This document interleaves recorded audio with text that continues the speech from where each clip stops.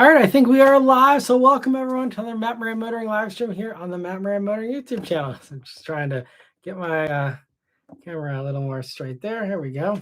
Anyway, but thanks so much for stopping by, and happy Father's Day to all the fathers out there. Hope you've had a great day. Hope everyone's had a great weekend. So like all the other usual live streams, we're going to go for about 2 hours or so. We have priority answering that anyone does a super chat or a super thanks, as well as anyone who's a member there with the green usernames. They always get that priority answering. If you'd also like that, there's a link in the description. And I see that we have all kinds of people have already shown up here. So thanks so much for stopping by, Fazlin and Vishal and Lancelot and B. Mitchell and Kevin and Chad and Jedi and also Decepticon and Taste Bud and yeah, and Raphael as well. So thanks so much, everyone. And so yeah, let me see here. I got my other little thing here. I'm gonna pull up and all right. So yeah, I see Fazlin's starting us off here. He says, "Hey Matt, first year, can't wait for the Sunday live." Thanks so much again for stopping by. And Vishal says, "Hello, good week for spots. Ferrari California T, e-golf, Gen 1 Explorer Sport Track, Hummer H3 with an American flag on the back, and a Dodge Magnum 3.5 high output." Nice. Those are some good spots. And by the flag, I mean an actual flagpole in the back bumper. sounds very consistent with an H3. So no surprise there. My big surprise was that I saw a Z Nismo this weekend. And I'm sure like most of you, Zs are very rare for the new Z. And this was the new one. And actually my first Nismo I've seen around. I've seen a couple other regular Zs. I think I've maybe seen 2 so far this year, but that was the first Nismo I've seen since they went on sale, a couple of years ago now. So that was notable. And I feel like there's 1 or 2 others, but that was the one that really stood out to me since we all know those are very hard to come by these days. But let me see. Lancelot says hello, and his spots this week were a very nice looking blue Mazda RX-8 and a silver Plymouth Sebring convertible. Very nice. That's awesome. And also thanks so much, Chad, for a super chat. He says happy Father's Day, and thank you so much for gifting a membership as well. I really appreciate that generosity. And I'm glad finally that YouTube gifted it to someone actually in here, Jedi. So happy they were able to get a membership. Thanks to Chad's generosity there. So thanks so much for that. And let me see here. B. Mitchell says, happy longest day of the year, everyone.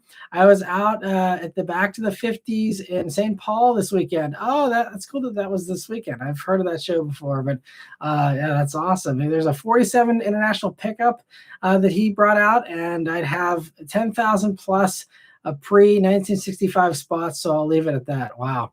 Man, that's probably a lot of walking. I'm curious if you track your steps, how many steps you got in with all that.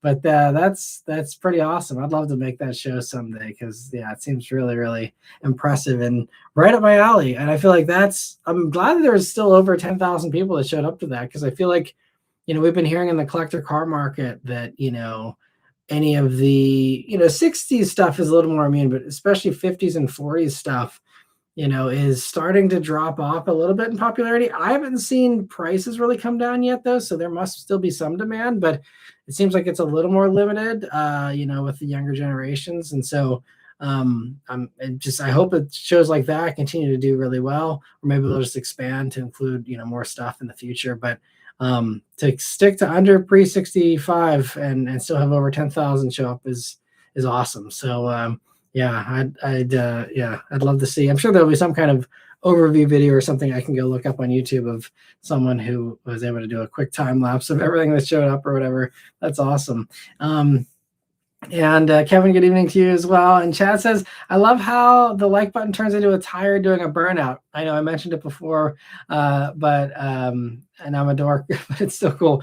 No, I think it's really fun that it does that. Beth actually just realized that, because she hasn't watched much car YouTube, but she just noticed that the other day. And yeah, it's not all niches, and there's sometimes with other regular channels where you give them a thumbs up and it's just a regular thumbs up. I love that certain categories of videos have that, and it's really cool. So yeah, I enjoy it too. And let me see. Chad says it was a Pontiac day, saw 2 Solstices, 1 red, 1 white, and a G6 convertible. There used to be way more convertibles. They even had a few trucks. Yeah, I know, and it's a shame that so many of them have disappeared, and we're losing even more, like BMW Z4 dropping out, and some others there, lost Camaro convertible and all that. But yeah, it's fun. You saw some Pontiacs, though. Those are always fun to spot these days. And Jedi says he saw a beautiful Lamborghini Huracan and an Audi R8 Spider yesterday. Very nice. Oh, that actually jogs my memory. Earlier this evening, saw a McLaren 720S, and so that was fun to see. It was actually one that had a PA plate. Amazingly, so many of the people around here just do the Montana plate thing to skip out on taxes. But so anytime I see an exotic or any expensive vehicle that has a PA plate, I'm like, respect. They paid their sales tax. They're supporting our state that they're living in. So that was but yeah, that was fun to see because I don't see too many McLarens around here. So that was always interesting. And Chad says, I'm not sure if anyone else likes NASCAR street races. I don't watch religiously, but caught the final lap in San Diego. The background was amazing with the Carrier and the Destroyer docked. Yeah, I bet. San Diego is such a cool city. I love it. It's my favorite city in California. And it used to be San Francisco. And over the years, just visiting San Diego, it's just, I love it there. It's so cool. And one of my buddies lived there for a couple of years, and they just absolutely fell in love with it too. It's fun, all the military stuff too. Seeing the fighter jets flying over and all that from time to time. It's cool. And I didn't catch the NASCAR race. I don't watch any NASCAR, but hopefully it was a good final lap there at least. And Michelle says, really enjoyed the junkyard video. Thank you for watching it. We'll see how this one does. This one's not doing super well. It might be hard to keep justifying them in the future. We'll see what happens. If I can maybe get Pull Apart to sponsor more of them so that it's something that's worthwhile. But like, that's why for any of you who are members and ever follow along the member schedule, I don't know how many of you actually reference that or anything, but like, I fell behind on the videos this week, and it was just that I took all of Monday to film that junkyard video, and then it just dominoed into just putting me behind with everything else because it's just there's so much to do normally, and then trying to squeeze that in. I was like, oh well, it's a little bit of a slower week, maybe I can squeeze it in, and then it inevitably just ends up messing everything up. It's very much a domino effect. But I said I was geeking out over that old Cabrio and the Passat. Never seen a Passat that old before. Oh, that's cool. Yeah, I remember those. When the use is actually fairly common on the road still, and then they all just vanished. Those early 90s Passats there, and the Cabrio too. Yeah, those aren't very common in the yard, so it's a little bit of a surprise. I'm glad you enjoyed those spots there. And Decepticon saying hello, and hope you're doing well too. And Tastebud says slot of the weekend spot of the weekend was definitely the new M5 wagon in Smurf blue. Wow, much bigger than I expected, and the rear diffuser painted to match the body is an interesting decision. It is an interesting decision, but hey, at least they did a fun, bold color, and they weren't trying to be angry and aggressive with the color of it or whatever. So I always appreciate a colorful car, and that's cool. I have not seen an M5 wagon yet in the metal, so I'm sure. Yeah, I'm curious about the size thing, about it seeming bigger. Maybe it was partially because of the body work and the combined with the color. Maybe it was just really a lot of bright blue. I don't know. That's funny. And Michelle says those old Caravan and Voyagers you saw at the yard, I too have a soft spot for those in the generation after it, as we had an 05 Town and Country growing up. Also, the 01 to 07 Gen vans are more reliable than people think. Nice. So that's good to hear. And I'm glad that I'm not the only one that has a soft spot for those old Caravans and Voyagers. Yeah. And they were pretty reliable too, from what I've gathered at least. And all kinds of good memories with those kinds of things. But I see, Michelle says he sees those on the road fairly often, the 01 to 07s. That's good. Yeah. I still see a few, but honestly, I don't see many. I like the oldest vans that I see most of the time are just like the prior Gen Grand Caravan, or the last generation of the Caravan. That's it. And those ran for so long that they cover such a wide span of years as well. They're all very old too at this point. But yeah, that's cool. You see some of the older ones still. And Lancelot says, I forgot to mention I saw an almost mint-looking 20 or 30s car today. I don't know much about them though. It was red and kind of looked like a Model T without a roof. Nice. That's cool. There's so many fun things, and I'm not a very good expert at those. Once it gets earlier than like late 30s, I kind of get lost because a lot of the stuff from the 20s and the 30s, and even the teens or the tens or whatever. It's not very easy, because I feel like a lot of them do look so similar too. And these days people are like, oh, cars all look the same, and it's like, not whenever they all had like a single round headlamp. Like, they all looked really similar. In my opinion, they all had the same kind of shape, the same kind of fenders. That was when it was really hard to tell cars apart, I'd say. These days it's everything's slightly unique for the most part.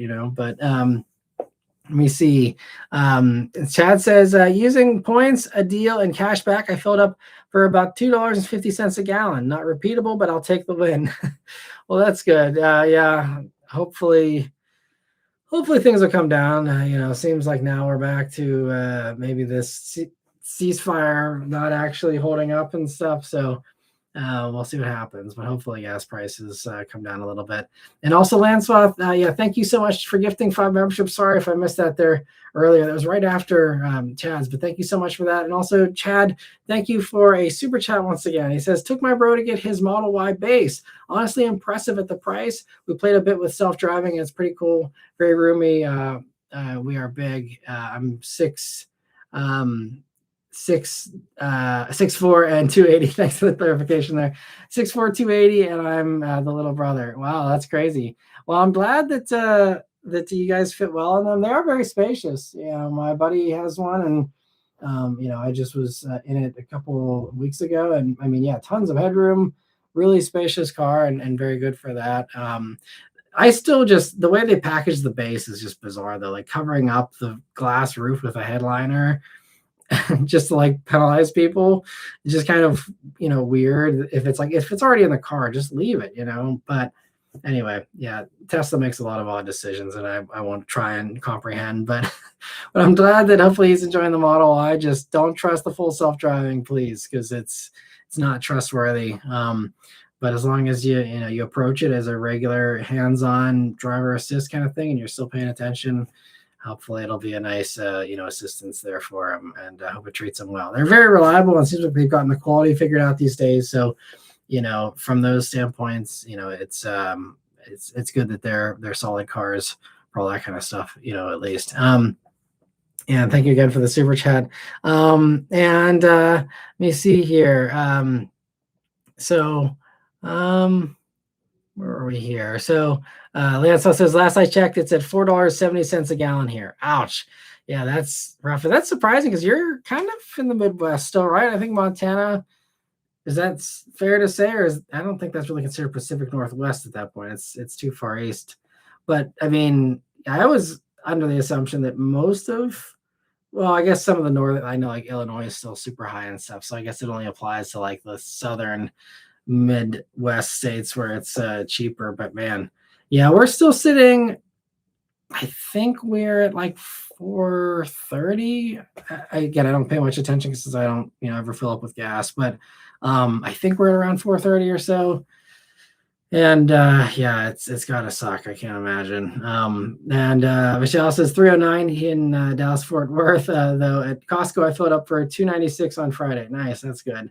And Friday was timed well, because I think Saturdays, whenever they were like, oh, actually, wait, we're going to maybe close the Strait of Hormuz again.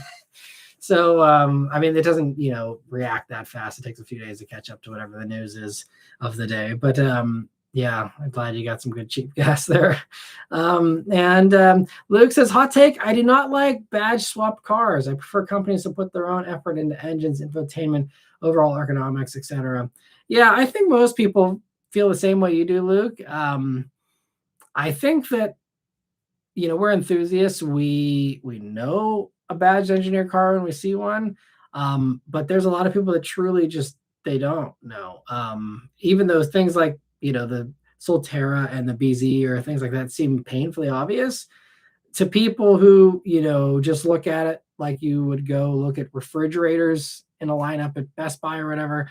Like, some people truly, like, they can't pick out those details, and some people just they don't care, or they're happy with their dealer experience with one versus the other or whatever. And there's a variety of other things, but that's one of those things where I gotta like pull myself out of a car mindset and a car person mindset and be like, how does this work? Like, why why do car companies think they can do this and get away with this and have people not, be upset about it? Like, you are, Luke, and like, myself and many others, see right through this and see the lazy approach that it is. But most people really don't. I mean, these are the same people that are fooled by an M badge on the back of a BMW that's completely stock, and we can tell that it's a wimpy regular BMW. But like, they put the M badge on because it genuinely does fool people, and they feel cool about it. And like there's all kinds of things like that, that I think, we're such experts and we know how to pick this stuff apart. And the same way, I'm very easily pleased by movies, for example. Like, I'm not a movie critic. I'm not going to critique the, visual effects in the latest superhero movie, or, pick apart a plot or a script or whatever. But, if you're in the industry or you're, super into that, like, it's like, oh, well, they didn't do this, or this. And, and you can pick things apart and it kind of ruins things. I think, not that it ruins cars, but I think that it's kind of the same thing of, we can't just kind of take things at face surface value and be like, oh, that's a Super Solterra. It's like, oh, actually, no, that's what, like, it's the same kind of thing. So I try and, again, gain some perspective and pull out of my own shoes and yeah. So I think that's why it works. I mean, for some of these, I think it's truly, if it brings cool cars like the GR86 and the BRZ, those cars couldn't happen on their own, or at least they couldn't have for a while. It sounds like maybe Toyota's going to try it on their own next time. We'll see. But like, if those kinds of things are needed to bring us cars like that, or even stuff like the Solterra and the BZ, or any of these EVs where it's like, they're not going to drive super different anyway, even if you did engineer a different electric battery or a different, electric motor, especially with the EVs, it makes more sense, I think, to do the badge swapping. But, if these are things where, you're struggling to pay and you're struggling to justify the costs of some of these things, but you really want to do them, it's like, okay, well, do you share it with someone else or do you not do it at all? Same thing with Supra. Supra, could have never happened. I'm thankful we did get Mark V Supra. A lot of people probably would have preferred it didn't ever happen. But like, to me, like in some of those instances, like I'd rather have it than not have it.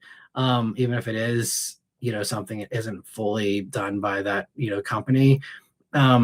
So, but it just comes down to the way that it's executed and also the reasoning for it. Like, for example, this new Nissan Rogue plug-in hybrid that's clearly a Mitsubishi Outlander plug-in hybrid is, one of the prime examples of like it being ultra lazy. But like, you can tell the ones that are ultra lazy by the way that they do things and as far as like, what their plans are for the car. Like that Rogue plug-in hybrid thing is literally only supposed to bridge the gap until the Rogue e-hybrid shows up next year. I think it's actually being revealed at the end of this year. I don't know any info, but like, I think that's what I heard. So like, this was like a one model year vehicle.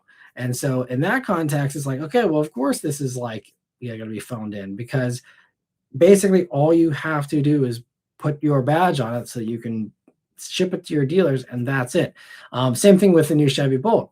The Chevy Bolt is totally phoned in. I mean, they did some, actual changes and improvements over the old Bolt, but it's the same car, just, with a slightly different front end, and a NACS port, slightly better charging, slightly better battery, tweaked interior. But like, they phoned it in because it's only going to last for what, like 18 months, and then they're killing it again.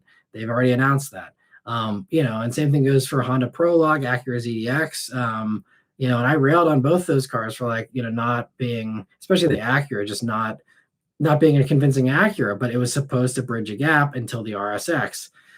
Clearly that, they didn't stick to their plan there, but like, that was the plan. It was always a contracted thing with GM to only last 2 years. It was never supposed to be longer than that, regardless of how many they sold. They could have, been sold out the entire 2-year run. They still would have killed it off. It didn't matter. It was only X amount of cars that they were going to do until, their actual own developed thing happened. So like, some of those things, if it's just to bridge a gap and it's just to serve a purpose, for some of those, I think it's whatever. It's stupid to us, but like, from a marketing standpoint, even, it kind of makes sense if you're trying to, bridge a gap. Or you could just take the Honda approach and not bridge the gap at all.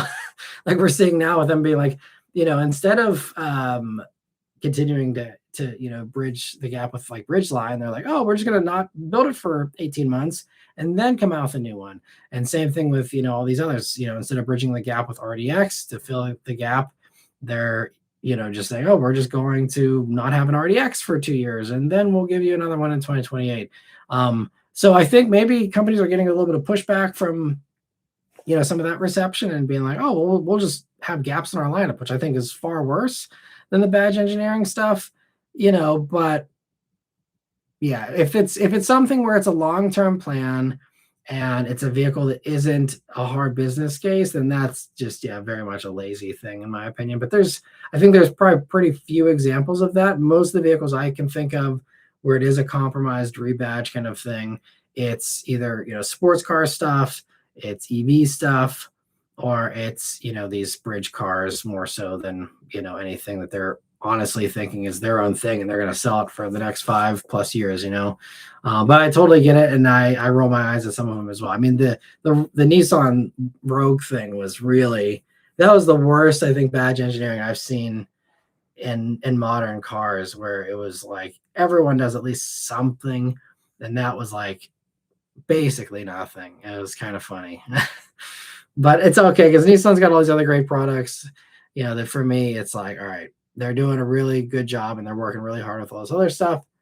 They want to, sell some Outlanders at the Nissan dealer, go for it, but that is an eye roll for sure. And Fazan says, oh, Matt, did you see the all new 2027 Chevrolet Silverado? It looks so pretty. Yeah, I think they did a great job. It really makes the current one look like crap, in my opinion. Current one, I mean, it's fine, but I always thought it was the worst looking of the three anyway.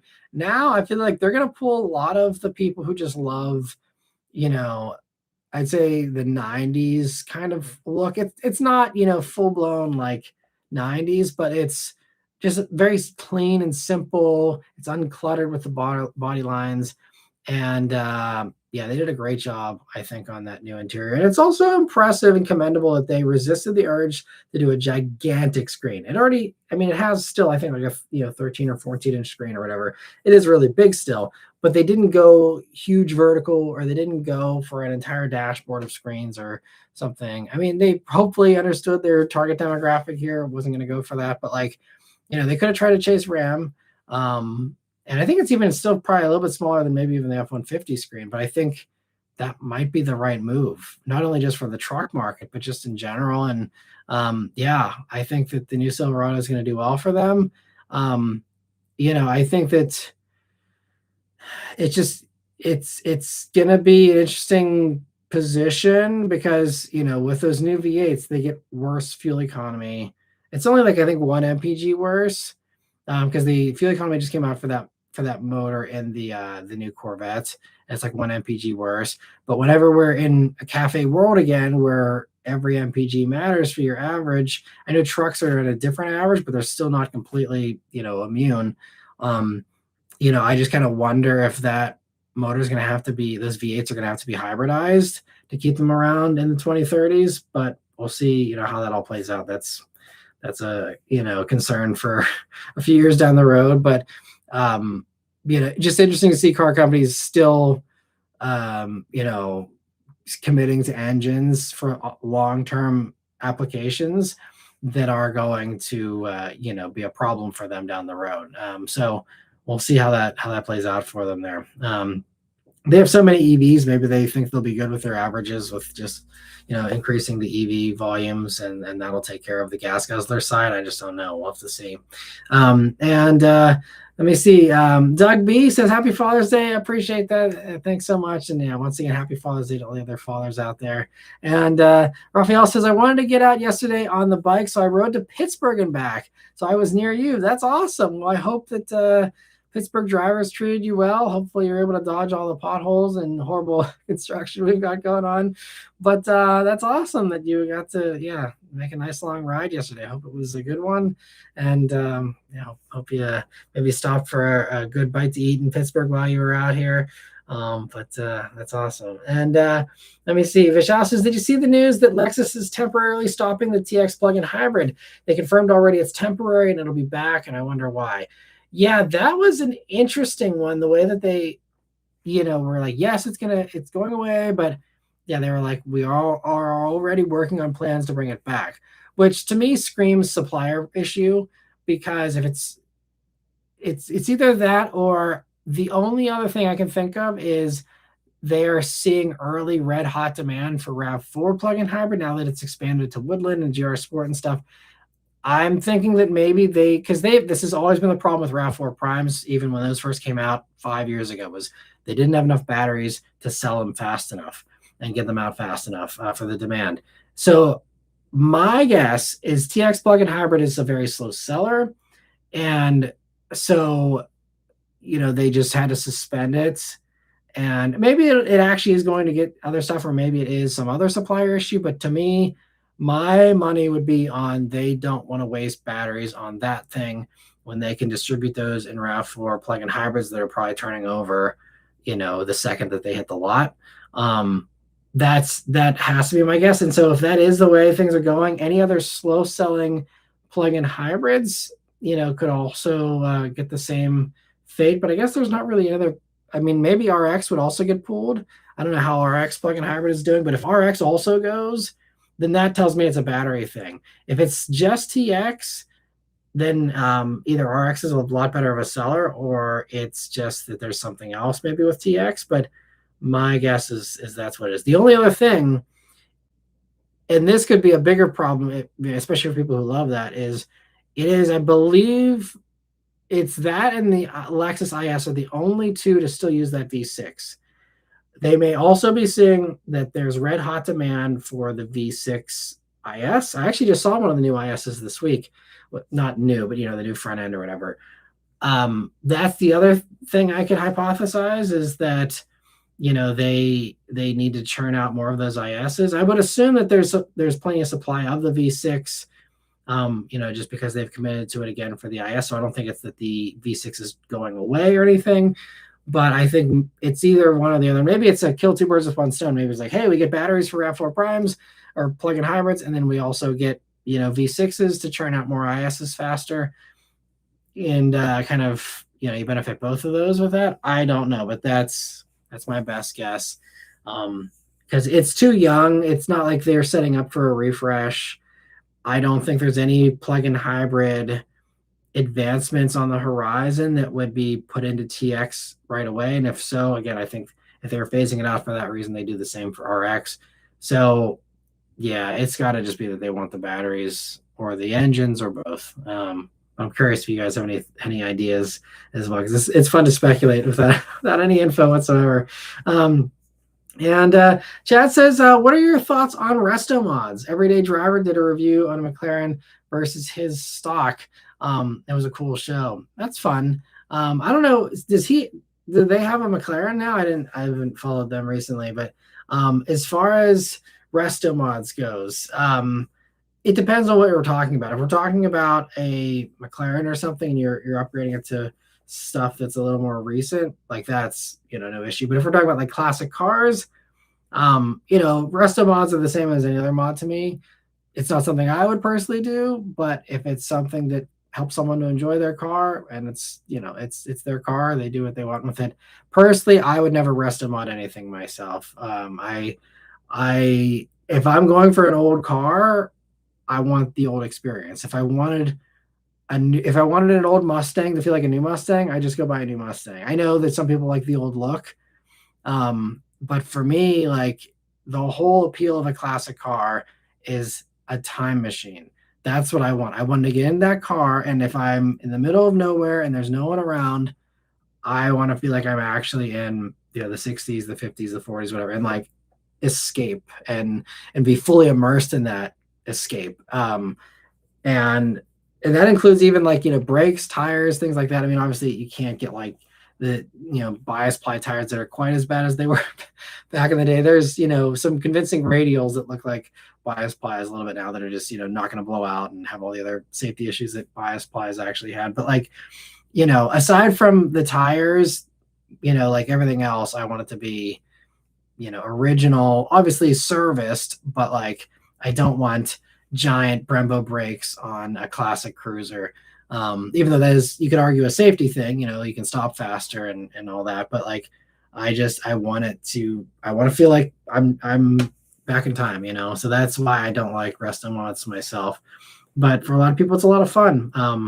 But I think it'll also it depends. It has to be done well too. You have to make sure, especially that it's well balanced when you're doing that kind of stuff, because that's when you get into big trouble. And we've seen some of these other YouTubers that are in these resto mods, and they don't do things properly, and they go and wreck or whatever. Like, you got to make sure that it's very well balanced, because these old cars can't handle a ton of power, if you don't upgrade everything else underneath of it. So dropping in a giant engine and not doing much else is a bad recipe too. So, but yeah, it's like all car culture. It comes down to beauty in the eye of the beholder kind of thing. And also, Kyle, thank you so much for a very generous super chat. I really appreciate it. And thanks for stopping by. He says, Happy Father's Day, Matt. Do you think Mazda will actually make a new 3 or at least refresh it? I hope they keep their last 4-door sedan. I hope so too. I don't know. I mean, the last official thing that I heard from Mazda when, I was even talking to their chief engineer on the Mazda CX-90 launch, 3 years ago or 4 years ago now, whatever. I said, I'd love to see this. Even back then, I said, I'd love to see this platform in a Mazda 6 or a Mazda sedan. And he's like, tell people to buy sedans again. And so with that in mind, in that context, we're seeing this year now, again, who knows how long this will truly last, but Mazda 3 is selling as well as it did in 2021. Which is very good, because that generation came out, I think, the end of 2019. And so it's basically selling like it's a fresh new generation right now. Even though obviously it's very old. So I think that if that keeps up, then they would be real dumb to get rid of the Mazda 3, because if this is an actual trend that isn't going away, is that people are, their reflex of, vehicles are too expensive and I need to save money on gas.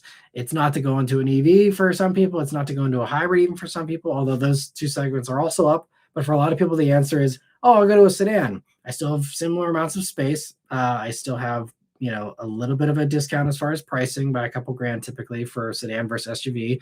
And then you also get slightly better fuel economy. So it's kind of a win-win-win all the way around there. And if that holds up, and that's not just a reaction to, temporarily high gas prices here, then I think, you will see probably a redo similar to what you saw with, CX-5. CX-5, completely new generation, but those same kinds of improvements. I think they understood with CX-5, people needed a little bit of a bigger back seat, a little bit of a bigger cargo area, and they fixed those two things right away. And maybe even fixed it too much by going for, the touchscreen and throwing out the controller knob and everything else. But, so that's the way I would anticipate them doing it. If they were to do an actual Mazda 3, it is hard to imagine them not having a sedan. But then I was just talking last year whenever I did the review of the Mazda 3 manual hatch at the Mazda dealer. I talked to the sales manager. I'm like, what do you think is going to happen with these Mazda 3s? He's like, I think they're just going to quit selling them. That's one Mazda sales manager, and I don't know. I don't think he knew anything, or, that just was his hunch, was they're just going to get rid of it. And I just, I don't know. It could go either way, I'd say, because Mazda, there's a case to be made for both sides, I'd say. But if they are seeing strong sales again, at the very least, they could just keep it around. Because, they love keeping old cars around, and they can use the savings and just, if people are buying them and people like having the knobs, and people like not having a touchscreen there, aside from, again, CarPlay and stuff. But and if the size is working for some people, yes, it is, it doesn't compare very favorably in those areas. But, for people who aren't using the back seat, if you can pull that buyer and say, yeah, I don't care that it's not the most practical one, but, it feels like a BMW inside. Yeah, it's got buttons and knobs and a screen that's not out of control. And it's super reliable, super safe. It's a really strong offering still. If I was shopping in that segment, that's probably the way I would still go too. There's lots of great choices for sure, but if you don't need maximum rear seat space, It's kind of hard to beat, in my opinion. So, I think at the very least, the good sales this year so far will at least keep Mazda 3 around, I'd say, because killing it off in the middle of a sales surge would really be dumb. So hopefully, it's at least going to stick around. If they improve it, I haven't heard any speculation or rumors or seen spy shots. So if something is coming, it's not going to be coming super soon unless they're very good at keeping a secret. So I would assume, maybe we see something, maybe we do a 10-year cycle, which would mean, towards the end of the decade, we see a new one finally. Because if you look at CX5, which is, a huge, it's the bestseller for them, or previously was, like that version came out in 2017 as a 2018, I believe. And so they basically were 9 years here before we got a new CX5. I would expect a similar timeline if they are going to actually do a new one. So, 9 years from the launch would again put us towards the end of the decade here. I think when you can expect that. But I wouldn't expect much of a change, especially also because it's selling well. And I also, I think it looks great too. And that's one of those cars where I think if they refreshed it, would it get better? Seeing what we have now in the CX5 from an interior standpoint, it would be a downgrade, I think. And I mean, everyone's different with styling, but to me, the styling still looks the best out of all of the competitors. It's just so classy, so good looking, so expensive looking still. That's one of those, it's kind of like the Miata. Like, I don't want them to touch it. I doubt, like, the longer that it stays the way it is good. I think just, again, it needs that bigger back seat for the Mazda 3. But again, if sales are just saying it's not a problem, then I'd say, milk it for all it's worth, Mazda, and keep it around. But I would say, maybe bank on something in, 2029, maybe 2028. But I think right now Mazda's first priorities are, getting the CX-5 hybrid out the door as fast as possible next year. And then, keeping all the other bread and butter stuff relevant, which means, I'd say you're going to see something, even though CX-30 is fresher, I would say they got to figure out that problem of CX-30 because they've had to cut back on production, I believe, because of tariffs and stuff with that. So depending on how that all plays out later this year, I'd say for them the bigger priorities are taking care of the SUVs first, but hopefully they get around to the Mazda 3 here by the end of the decade, hopefully. And thank you so much again for the super chat, and we'll keep our fingers crossed for that new Mazda. And Chad, thank you so much for the super chat as well. He says, I'm an idiot. Lotus Elise, not McLaren. Gotcha. Okay, so someone rested on a Lotus Elise. That's interesting. I wonder what they did to it. But yeah, that's the Elise is a great car. That's another car though. I feel like messing with it would make it worse. I feel like they're magical, from the factory. And I don't know. I mean, you can always improve things, but to me, it's like the more you improve it, sometimes the worse it gets. Sometimes, depending on, again, what you're going for, obviously. But also, Chad, thanks so much for giving another membership. I really appreciate it. Happy to see that Seth was able to get that.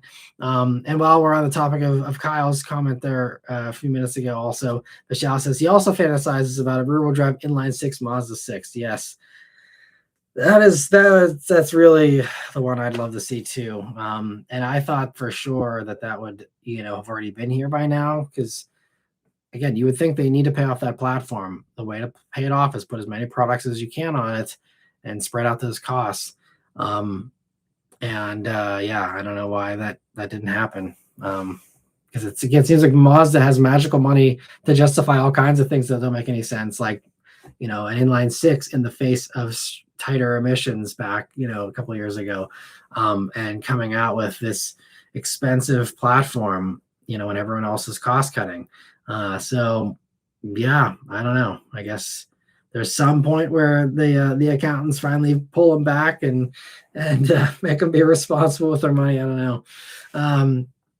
Let me see here, getting back to the member questions and other questions here. So One Car Fast is asking, new Toyota MR2 update. Unfortunately, I have no update. I think the last I heard was they're saying like 2032 is when we'll see MR2 possibly. It's going to be a while, unfortunately. Might come sooner. Maybe they'll surprise us, but they're really struggling, it sounds like, with the mid-engine development and getting that to be stable with its handling. So I think they've got some time to work on it, and the Japanese don't rush their sports cars. So, I think it's going to be a long time before we see that, but it will come eventually, I think.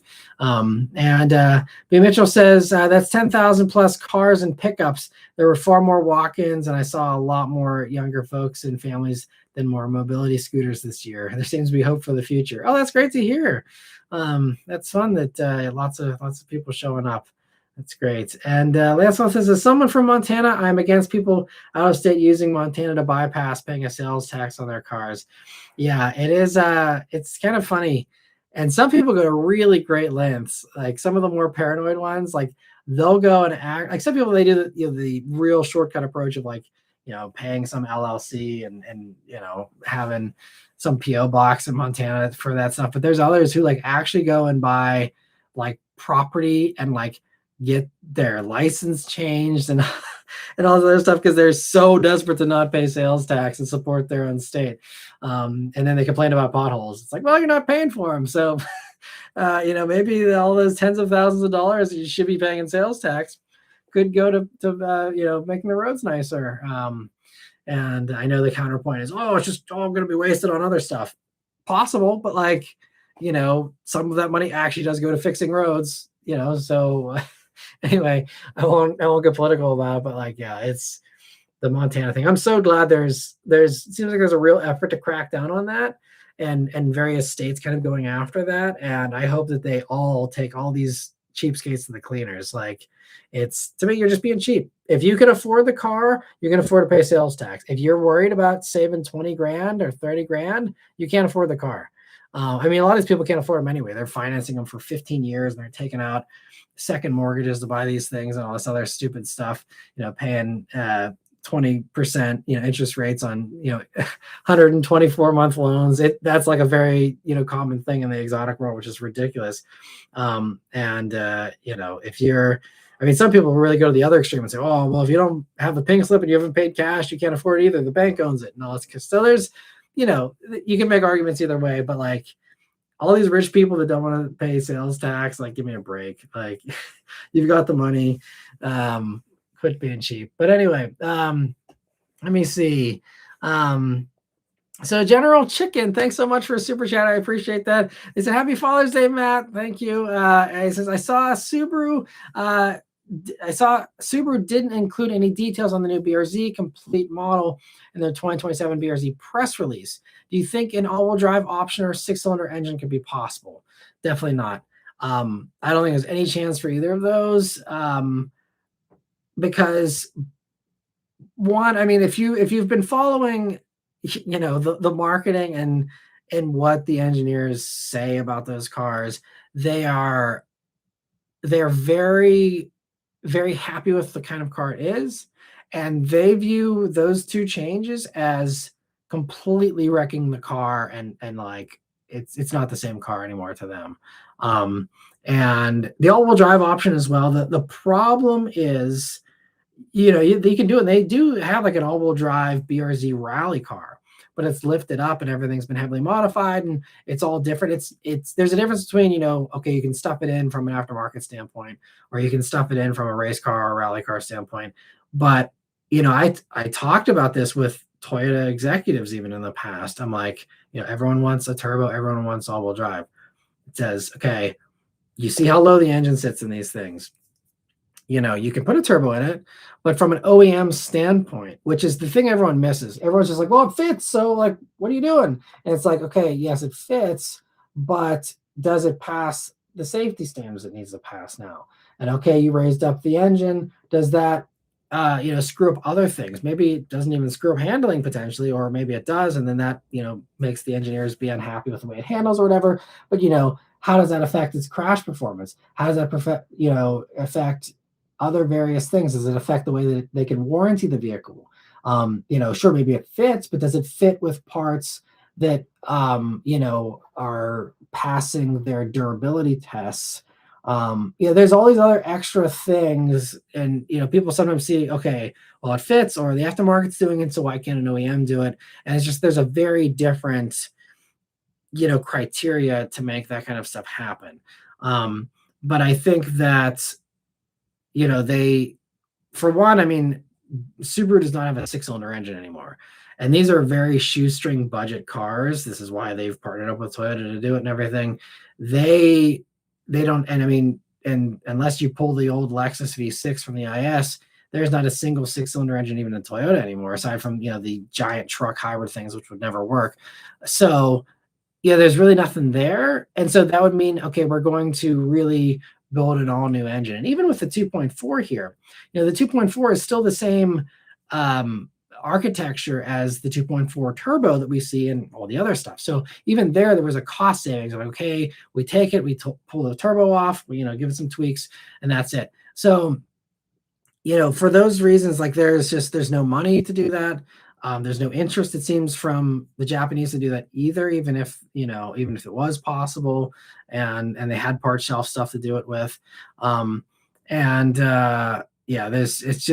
one of those things where there's no sense in doing that. And I think, my argument always for anyone who wanted a 6-cylinder in a BRZ or a GR86 is get a Supra, or do a supercharger.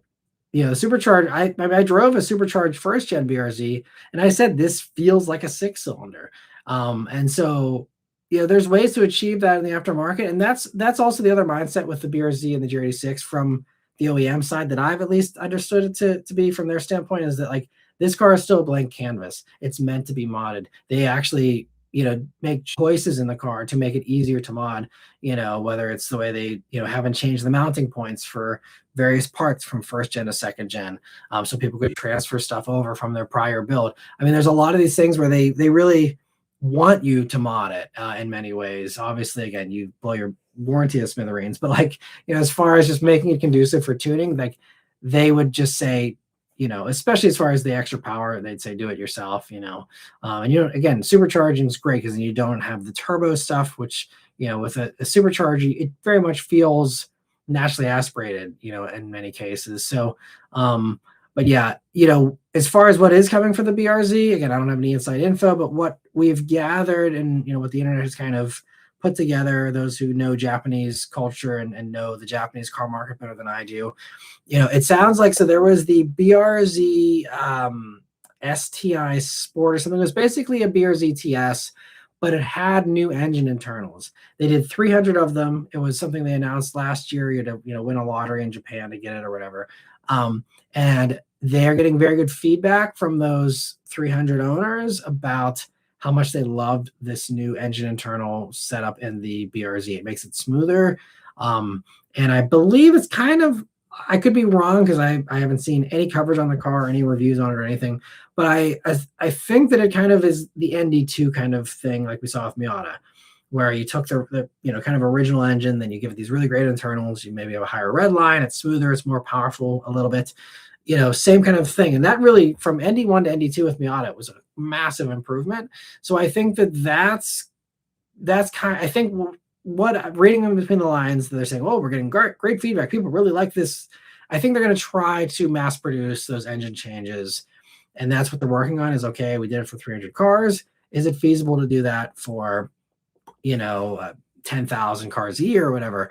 And if they can do that, I think that's the plan. That's my assumption is, you'll see, and it might not even be quite as big of a jump engine wise as ND2 from ND1, but like, I think you can expect a smoother engine. And that's going to maybe give you a few more horsepower possibly, but it's really like, that's what Subaru is saying they're excited about, is like the engine being smoother. And, it's a very un-American mindset. And, that's just, again, it's a cultural difference too. They're okay with low horsepower cars. They don't feel the need to compete with giant muscle cars and all that kind of stuff, So I think that they're completely fine to let other people, sell all-wheel drive stuff, or point people to the WX that's right there in the showroom next to it, or the GR Corolla, in Toyota's case. So I think, yeah, just to temper everyone's expectations, BRZ, and also it won't be 27 because, again, we already have all the info on that. It'll be 28. 2028 BRZ is going to have very mildly refreshed. Think of what happened with the first gen. You had 2013 to 2016, and then 2017 brought a refresh. If you remember what that refresh brought, it brought 5 horsepower from a new intake manifold. It brought new headlights, new bumpers, new taillights, a slightly different gauge cluster on the inside, slightly newer screen. That's about what I would expect. I wouldn't expect anything more than that. Anything else, you're setting yourself up for disappointment. And you might not even get 5 horsepower this time, honestly, because I think they've kind of optimized a lot of that as much as they can. It just comes down to, what those engine internals that they are able to mass produce, what those are able to do. I think that's about it. You'll probably get wireless CarPlay finally. And a little bit of a newer system, probably have the newer Toyota infotainment software in there. And then, maybe a slightly different gauge cluster, but that might not even change, honestly. But that's to me the realistic, 2028 BRZ. Definitely no crazy big changes, no turbo either. I know, again, like they were running around a rally car that also had a GR Corolla motor in a BRZ or a GR86. So that motor fits, and that makes people excited. Something like that could happen too. I think if we were to see something like that, that's what you would see in a Toyota go it alone car, because I think Subaru would probably not give up the boxer engine. They would not sell a non-boxer engine vehicle in their showrooms, with the EVs being the exception. But I think that if we're going to read in between the lines about the GR Corolla powered rally car version of the GR86, is that car is a test mule for a next gen that Toyota does themselves, with part shelf stuff from the GR Corolla, which would be fantastic. And maybe they won't go crazy and throw all-wheel drive in theirs. And maybe but it would be a completely different car. It would not be that GR86. That's just a mule at that point. It would have to be a completely different car, because I've heard from other executives, like, if they were to do an all-wheel drive version, like, they'd have to raise the seating position, they'd have to raise the hood, so they'd have to raise the whole dash, which again raises the seating position again. So everything's going to get bigger and higher if they do a turbo and all-wheel drive thing, or a bigger engine, or any of that. So I think the only way you keep the same form factor is if you stick with rear-wheel drive. The inline 3, from my understanding, does fit under the hood without modification. From the GR Corolla. So you could probably do GR Corolla, but if you're going to do a turbocharged boxer engine, the turbo on those sits towards the back and the bottom of the engine. You got to raise that up for proper clearance, so that everything else isn't, scraping and getting gouged and all that. So that's, those are the hurdles that I've heard. And so anyway, that's my whole word vomit on, on the state of future BRZ stuff. Hopefully that gives you a little bit of insight, but yeah, I would definitely, would not expect all-wheel drive or a 6-cylinder, at least for this generation. Again, we could, anything's possible for the next gen. I don't think 6-cylinders, in the cards though, for sure. But all-wheel drive, potentially for a second generation or third generation way down the road. But honestly, I don't know if Subaru's going to play for the next gen. I think it's going to be a Toyota thing on its own, and completely morph. And it might not even be GR86 anymore. They might just go what we think of as a next gen GR86 could be with this new Celica that they've been testing. And that could be, kind of a different car, but maybe that's kind of going to take the spot instead in the lineup for them. Because it's a lot of overlap. And the Toyota CEO just this past week said, we have too much overlap. And so I think we should expect to see less options in the Toyota lineup in the future, not more. And having 2 small, affordable coupes, one being front wheel drive with a Celica, assuming they stick to that for that, versus a rear wheel drive GR86. Obviously very different cars, but still kind of shooting in a similar range as far as the buyer. They're trying to pitch that car to both cars to the same person with the same amount of money to deal with. I think it's going to be kind of a little bit of a challenge. So realistically, and also I have to say, obviously, again, we know what's coming with this little refresh for the BRZ, and it'll probably live out, a 10-year lifespan. But I truly don't think we'll see another generation of the GR86 and the BRZ in the way we're used to them, at least beyond that time period. I think once we're into the 2030s, it'll go away. We'll have Celica, we'll have MR2. It'll just be different. It'll be lots of fun. But I think this kind of chapter might close, at least on the Subaru side. Maybe Toyota keeps it going. We'll have to see. But yeah, I wouldn't expect any kind of big spending or any kind of crazy stuff in the future. But anyway, sorry for the long answer, but hopefully that helps a little bit there. I just don't want you waiting for something that's never going to come, I think. He says, I was thinking the 6-cylinder because Subaru currently has the tuned EZ30 Flat 6 in their Super Tycoon race car for the 2026 season, and something they could bring an NA version of that engine. Gotcha. Yeah, I mean, but again, like the rally stuff, we've seen some cool stuff there too that's never materialized either. Some of the racing stuff does work its way down. So yeah, I mean, I'd forgotten about that engine in the race car. I don't know. I guess we'll have to see. I think that motor is really just a race motor. My understanding of that motor was it's never intended to be a production thing. And yeah, I just can't wrap my head around them bringing that out, where there's also tightening emissions in Japan. This is why they had to stop the production of some of these models as well there, because they have to go back and redo emissions and all this other stuff. So Japan is also getting stricter with this stuff as well. So it's hard to imagine, again, more and more big engine stuff there. But I could be wrong. Again, Mazda surprised us by coming off the 6-cylinder when it made no sense to do so. So I'll keep my fingers crossed for you there, General Chicken. But yeah, I have not heard anything credible about them ever using that motor for anything. And again, all I hear about is, we're going to, improve the Soul with, a smoother engine, and we're going to, refine, like, the 2027s here. They're refining the 3-4 shift or the 2-3 shift. And they're taking like a quarter of a millimeter out of the gate or something, so it's a little bit smoother to shift. Like, these are the kinds of changes they're making. Even like GR Corolla, where it's way easier, you could just go and fiddle with the boost and go nuts.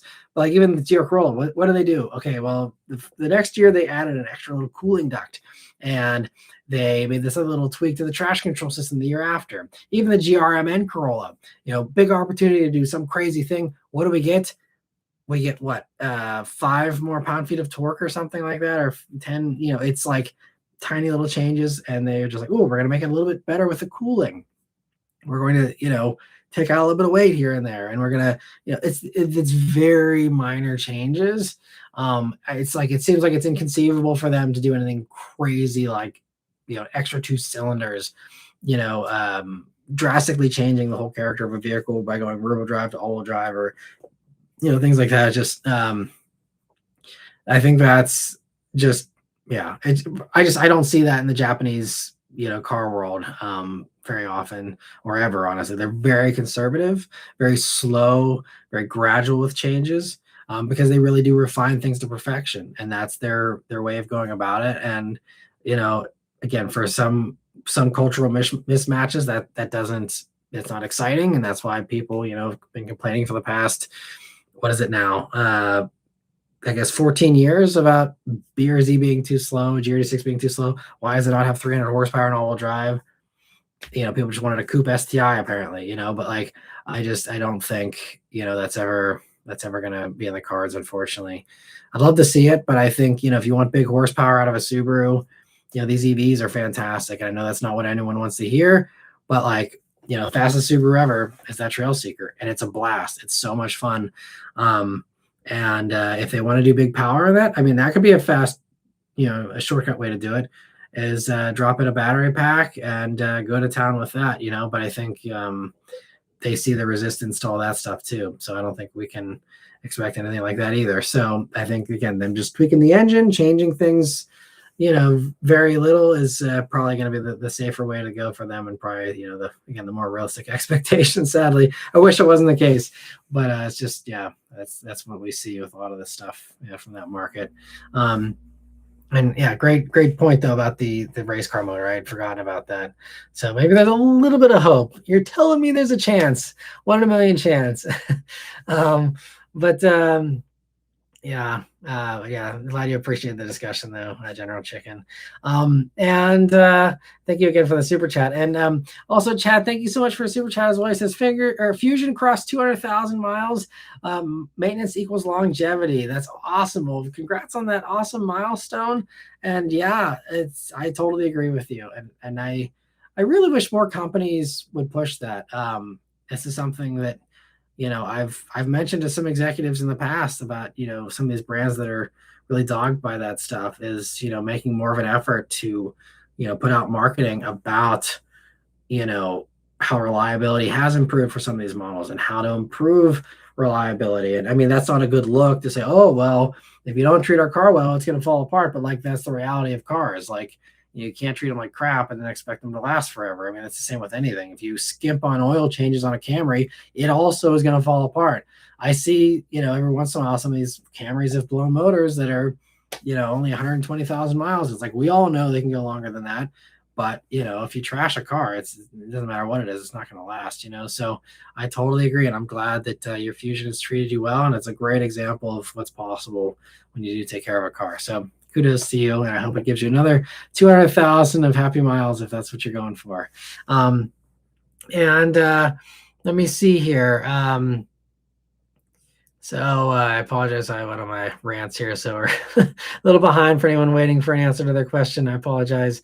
But let me see. So Chad says Slate accidentally released its pricing of 24.5. Yeah, we actually mentioned that a little bit in the last live.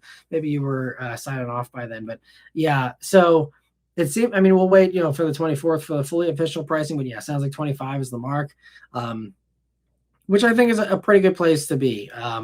Obviously, the cheaper the better, but I think, as far as what you can realistically expect from a vehicle, that's pretty good. As long as the options are cheap and as long as, they are actually able to, put out a competitive product. It really is going to come down to the fate of the Slate, I think, rests in Ford's hands. If that new Ford Maverick electric thing is coming, we know it's coming next year. We already saw it spied recently, and they've said it's coming next year. If that comes out and it actually sticks to its 30 grand price point and it gives you a good 30 grand car and it's not like completely crap, if it's, well done, even matches the Slate, that's going to be kind of a harder bargain once the Ford's going to have a screen, the Ford's going to have 4 doors and the extra seats, the extra practicality. So I think Slate is banking on Ford not living up to their 30 grand promise for that. And if they don't live up to the 30 grand promise, then I think Slate's going to be okay. But if Ford shows that you can build, a Maverick EV for the same money or, 5 grand more, I think that Slate is going to have a problem. They're going to have to go lower. So we'll see what happens. They got to make sure they've got a healthy gap underneath that electric one from Ford or anyone else who tries, because that's going to be the problem. Because otherwise, we're going to get in it and say, okay, there's nothing in here. There's no screen. There's no radio. Like, why am I'm saving 5 grand to get rid of all this stuff? I mean, for the few people who want to disconnect and don't want a connected car and all this stuff, it's going to, have appeal no matter what the price is. But I think for the average buyer that's, focused on value, you're going to have to make sure that, the value, is, makes it worthwhile, all the things you're giving up for that price point. And Raphael says, I was behind a white Pontiac G6 today and had a red G6 come the other direction. That's cool. Yeah, I feel like, I don't know about you, but I don't see this very often. So it's cool that you got to see 2 in the same go there. That's fun. Let me see. So Mr. W says, I'm considering a Tesla Model Y or a Subaru Trail Seeker. Your review of the Trail Seeker pointed out several things, mostly positive. What do you think of the Model Y?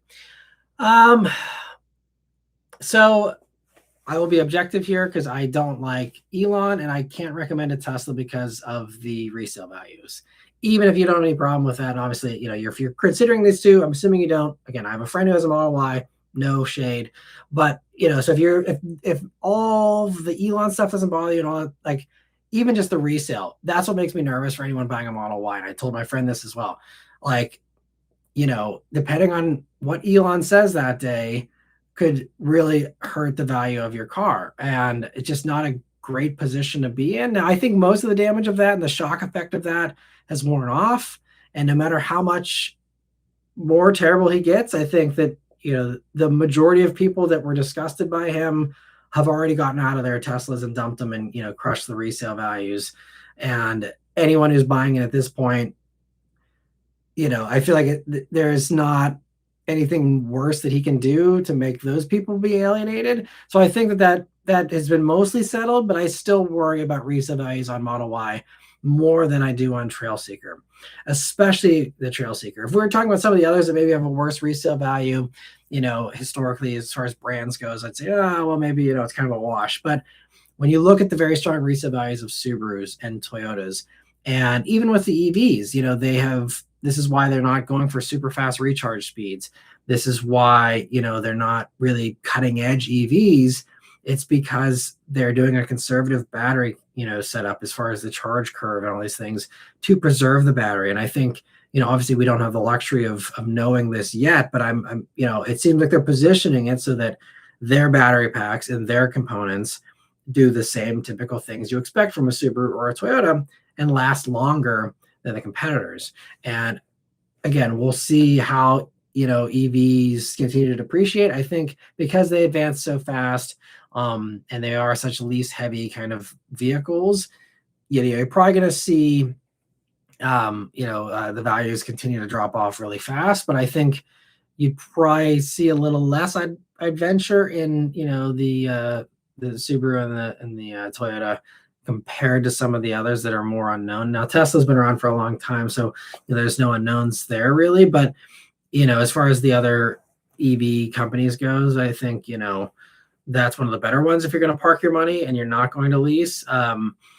And yeah, I mean, as far as the other things objectively with Model Y, I did actually drive my buddy's. I had never actually driven a Model Y. I drove my buddy's, Juniper Redo or whatever, the newer version here, a couple of weeks ago, and didn't post a video or anything, especially not, kind of cover them for sure because they're just so divisive, and I'm not interested in getting into that. But as far as the drive, it drove nice.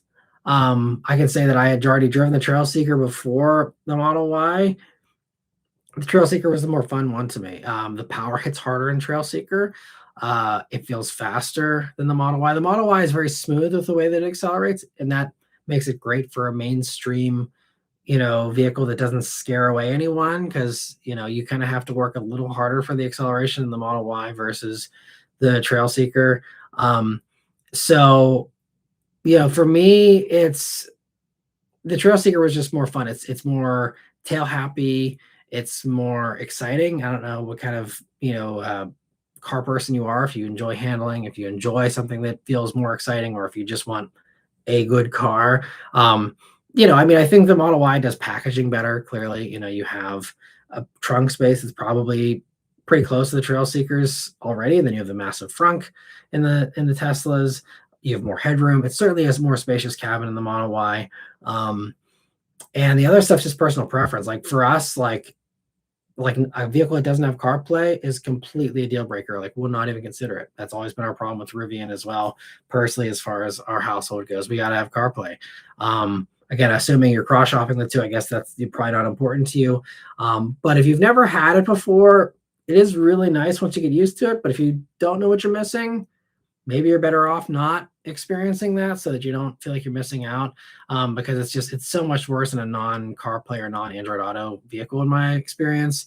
If you do voice texting, if you do use any of the apps that aren't readily available on your screen or whatever, that's the kind of stuff that drives me crazy about not having CarPlay. And otherwise, though, it's, I don't like not having a gauge cluster. As much as I hate the gauge cluster in the Trail Seeker, I think it's the worst positioned gauge cluster in the industry. It's better than no gauge cluster at all. And that's what you get in the Model Y. And I hated having to look over for my speed. I hated having to touch the screen to put the car in gear in the Model Y. Like, to me, I don't trust that. And if the screen goes, at least in the Subaru, you still have a shifter. And yes, you can't, if the screen goes in the Subaru, you can't change your heat. And, there's other problematic things, but at least you can put it in drive. If the screen goes in the Model Y, you can't put it in drive. You can't drive it. It's literally the screen is there, like you can't drive the car if the screen doesn't work. And again, these are all going to be, all these things with giant screens are going to be a big issue in 15 years or whatever, whenever these things finally start to burn out. But like, I don't love how screen heavy the Tesla is. And I mean, I played around with the software. My buddy was showing me, you can have a fireplace and it kicks up the heat whenever you have a fireplace going on the screen. Yeah, there's all these fun little toys. His son loves, hitting the horn and having it be a fart, or whatever. The things there's fun toys for sure, and things like that. It comes down to, again, what you value in a car, what's important to you in a car, and what you like the most. But personally, for me, it'd be an easy choice to be Trail Seeker. And that's, again, even without throwing in the Elon stuff, just for me, Trail Seeker it was more fun to drive. Just, again, objective reviewer, it was more fun to drive. I like the actual buttons you have in it. I like that, it's a little more traditional. If you're done with traditional cars and you're happy to have no buttons and you're happy to have everything be in a single screen, and you're totally, sold on that idea and that way of going about a car for the future, then it's a really good choice. But yeah, it's certainly not something that I would be into. And if it depends on also what your sticking points are with Trail Seeker as far as what you don't like about it, because I think there's a lot of other great alternatives in this segment that could work around the Trail Seeker's shortcomings that also would still be more fun or more traditional than a Model Y. I mean, this is why a lot of people love going into the Rivians or the Lucids, because they do, especially Rivian does a really good job on their software. There's some other things where Rivian's still behind Tesla, like the key fob, in my opinion, and the seamless access to the car and stuff. But Rivian, I'd say, is another really good one with the R2 right now. They seem to be really hot. And there's other alternatives for sure, if you are interested in something a little more traditional. But anyway, that's my little download there. Hopefully it helps you a little bit. If you have any follow-up questions or anything, feel free to send more messages here, email, or again, I also do the one-on-one car consulting through my website if you'd like to book a one-on-one call and chat through all the unique things to you and that extra context of what you like, what you don't like, what you're going for. That can also really help give me more info for a recommendation for sure. And Chad says they wanted to cover the glass roof regardless because Florida. Okay. Well, that makes sense then. Yeah, for Florida and even like other places, Arizona and stuff. I didn't think of that, but that would be a perk, I suppose, to not have the glass roof. Or you could actually just have a glass roof that you can cover, and enjoy whenever you aren't getting crushed by sunlight. But yeah, I get it. I'm just being devil's advocate here, I guess. He says, and yeah, he's definitely not a douche canoe, and that's going to sleep in it when he drives. Well, that's good. Yeah, it's definitely got to be safe with the full self-driving, in quotations there. I can't ever not do the air quotes with that because it's not accurate. But anyway, Lance West says 95% of gasoline made in the county I live in goes to Minnesota. It's interesting. Yeah, and it's so funny how all that stuff is set up. It's bizarre the way it was ever planned. I mean, there must be a good reason why, but the fact that like the U.S. is set up to refine the more rough crude, what do they call it? The bad like crude oil, and we have the sweet crude oil or whatever here, but we don't really refine as much of our own oil. We're refining other people's oil instead, and that's why we got hurt by the Strait of Hormuz stuff. But yeah, it's bizarre that like we don't just like consume and we're set up to just do our own stuff. It's still so interconnected globally. And it's, I think that's the kind of stuff that's going to be reconsidered here for the future is how can we be more isolated and not interdependent because we can't count on that, yeah, it's crazy though. And Chad says, when I worked at Circle K in my early 20s, we'd look at Raceway prices driving to work and at 2 cents and add 2 cents every morning. So I guess was Circle K higher? I don't know. We don't really have Circle Ks around here. So I'm not sure what the difference is. I apologize if that one's going over my head. And Confirmation says, bring back Mazda Speed, you cowards. It'd be fun for Mazda to do that.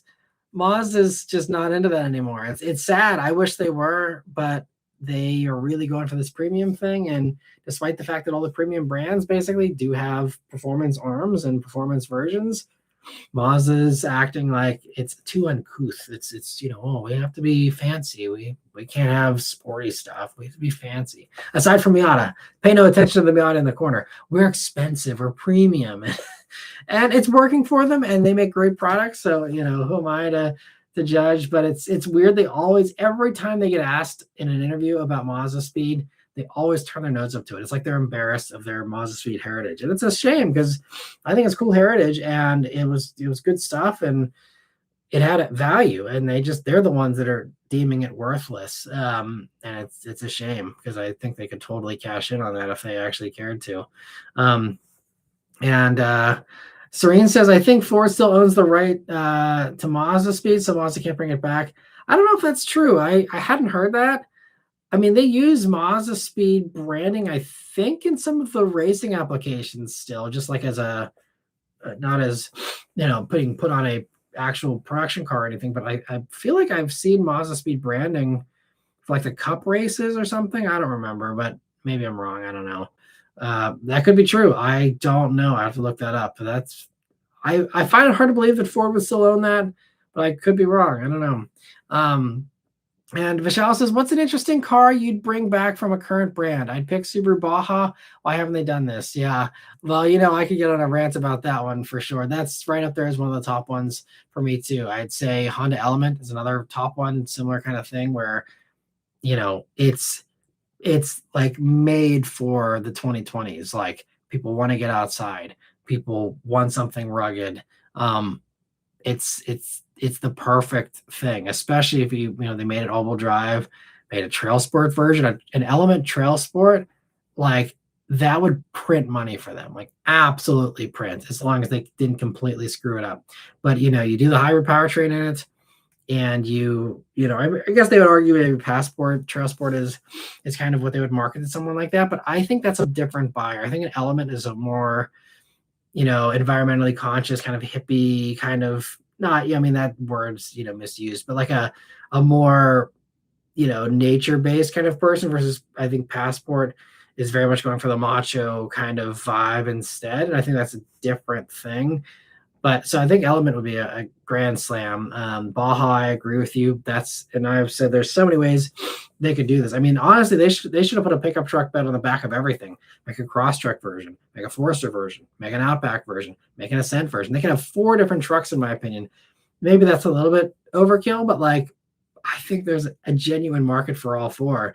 And the same way there's a market for Crosstrek and Forester and stuff. Like, I think that there'd totally be a good case there. But Subaru seems not to agree because we haven't seen anything like that. I guess there was like one. I did a rant about this, I think early this year. There's a rumor that they maybe are doing a Baja finally, but there's been no credible stuff since then, and I haven't seen any spy shots or anything. But I think hopefully people are figuring out. I mean, it's taken everyone forever with how long Maverick's been a gigantic hit, but like, it sounds like Toyota's like, maybe this is something we can do. And, I think that's, and Ford's obviously doing another one with the EV one and stuff. So I think that there may be a little bit more of that, starting to slowly ferment here, and we'll have something eventually from some of these brands, but it seems like they're all being very cautious and very slow with that, when it should have been a no-brainer. The second that Maverick was basically sold out, it should have been like full speed ahead, make these things a reality as fast as possible. And instead, it's like for some reason they're all just like happy to give Ford the monopoly, pretty much. Hyundai's the only one who tried, and theirs didn't work out very well. I think it was a good truck still, the Santa Cruz, but like otherwise, and even Honda's going to drop out for 18 months with Ridgeline, so it's like everyone is really rolling out the red carpet for Jim Farley here with Ford. It's kind of crazy. So yeah, there's so many though. I could go on here for a while, I'm sure, about all the cool things I'd love to see bring back. I'd love to see a Subaru SVX. Talking earlier about the 6-cylinder thing. I think that people who want an all-wheel drive coupe, I think that would be an SVX, and I think an SVX would be fantastic. And they could keep it real simple. Take WRX, remove the body, put a two-door body on top. You're done. That's it. And like, keep the manual, keep the automatic option, keep the same other stuff, and just make a two-door WRX, call it SVX. I think that would do great. There's just, there's so many. And all the things we've talked about in the past about the common sense stuff, the hybrids that Honda doesn't offer that they should, and all that. And I think the luxury trucks are another missed opportunity. I think the Lincoln Blackwood should come back because we already see 100 grand regular branded trucks. I think they would sell even better if you said, oh, well, you get a Cadillac badge now for that $100,000, or you get a Lincoln badge for that $100,000. And these people that are buying large vehicles, they have no objection to a truck probably. And I think that, Lincoln's still licking their wounds from whenever they tried this again 20 years ago. But back then it was not a luxury truck market. They were just getting started with, the King Ranch versions and stuff. But this was before the days of the Platinums and before these, crazy, decked out trucks that we have these days. I think the Blackwood was another example of good idea, wrong timing. And I'm amazed that no one's tried this, especially because every time I'm at a GMC event, they can't stop jumping up and down about how Denali is just growing like crazy. The whole Denali brand is, I think, evidence that people are wanting more, and especially in those segments where they can't get more. For example, them not offering a Cadillac truck. This is why, and they've even had to go beyond this. So, like, GMC Sierra has regular Denali, and now there's Denali Ultimate. And then they're saying there's gonna be like another higher Denali or something, I think, like beyond, or maybe the Ultimate's what I'm thinking of. I don't know, but like Denali wasn't enough. They're like, okay, well, now we need to outdo our top one because people want to spend even more on a truck. They're telling us, hey, this truck's too cheap at $90,000. Can you make it more expensive, please? Can you make it nicer, please? So like the fact that is like a thing that sells, and they're hearing people want to spend more money on their truck. Again, we're talking about the ultra rich who, are just writing blank checks for this stuff. So we're not talking huge volumes, but like enough volume that it's there's a business case for it because we have the Denali Ultimate now. So I think, that's another like screaming, like bright red light blaring, like, hello, like everyone's begging for, trucks that are super expensive with luxury badges on them. Why they haven't done that, I have no idea. But every time, that's another thing people have asked, why do you not do a Cadillac truck? Oh, like everyone like shoots it down immediately. And I don't know why. I'm guessing they just have data, and maybe it's not as good of an idea as it sounds like it is. Again, I'm just the armchair product planner here, but like, to me, like, I don't know. If it was a bad idea, then the Denali Ultimate would have been a failure, and it's not a failure. That doesn't mean people just love GMCs. It just means that they want more out of a truck from a luxury standpoint. And this is why Ram's doing so well and they're growing so fast, I think, because they have arguably one of the nicest interiors with some of the highest end stuff.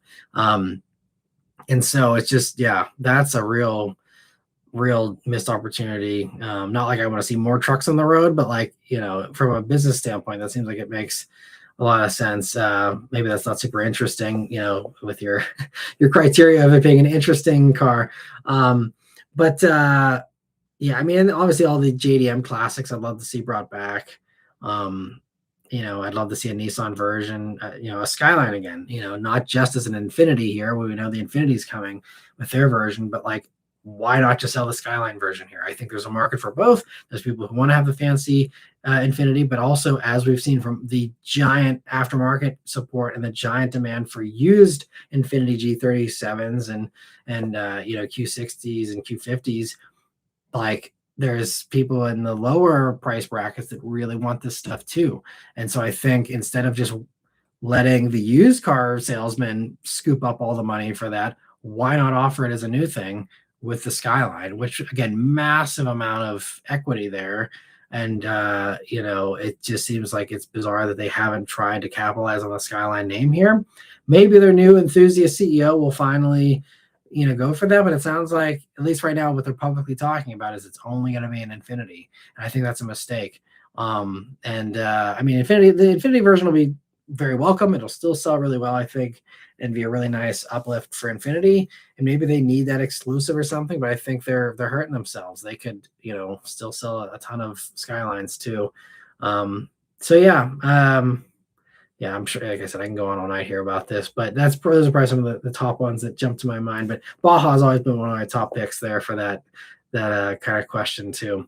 And Lancelot says, yeah, I just love movie critics that trash a movie simply because a certain actor is in it. Yeah, there's all kinds of weird reasons why movie critics bash stuff, and a lot of times I'm rolling my eyes for sure. And Luke says, like the new Mitsubishi stuff, why not just buy the Nissan? I really hope Mitsubishi puts their own effort into a truck, body on frame, SUV, etc.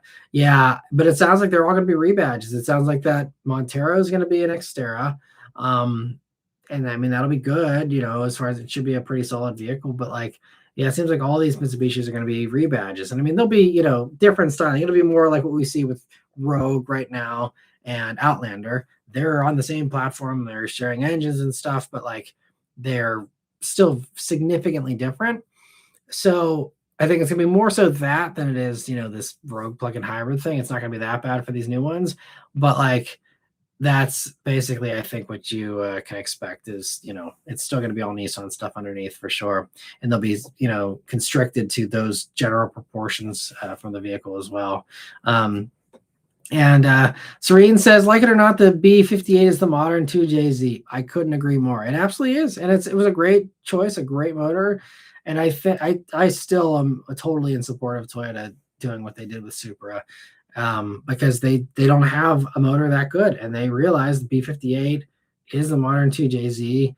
And, why spend hundreds of millions of dollars to do something themselves when they could just do that and still have a great car. And I love the B58s in that car, honestly. And Chad says, have you heard about the book $1 Million Car Detective? I have not.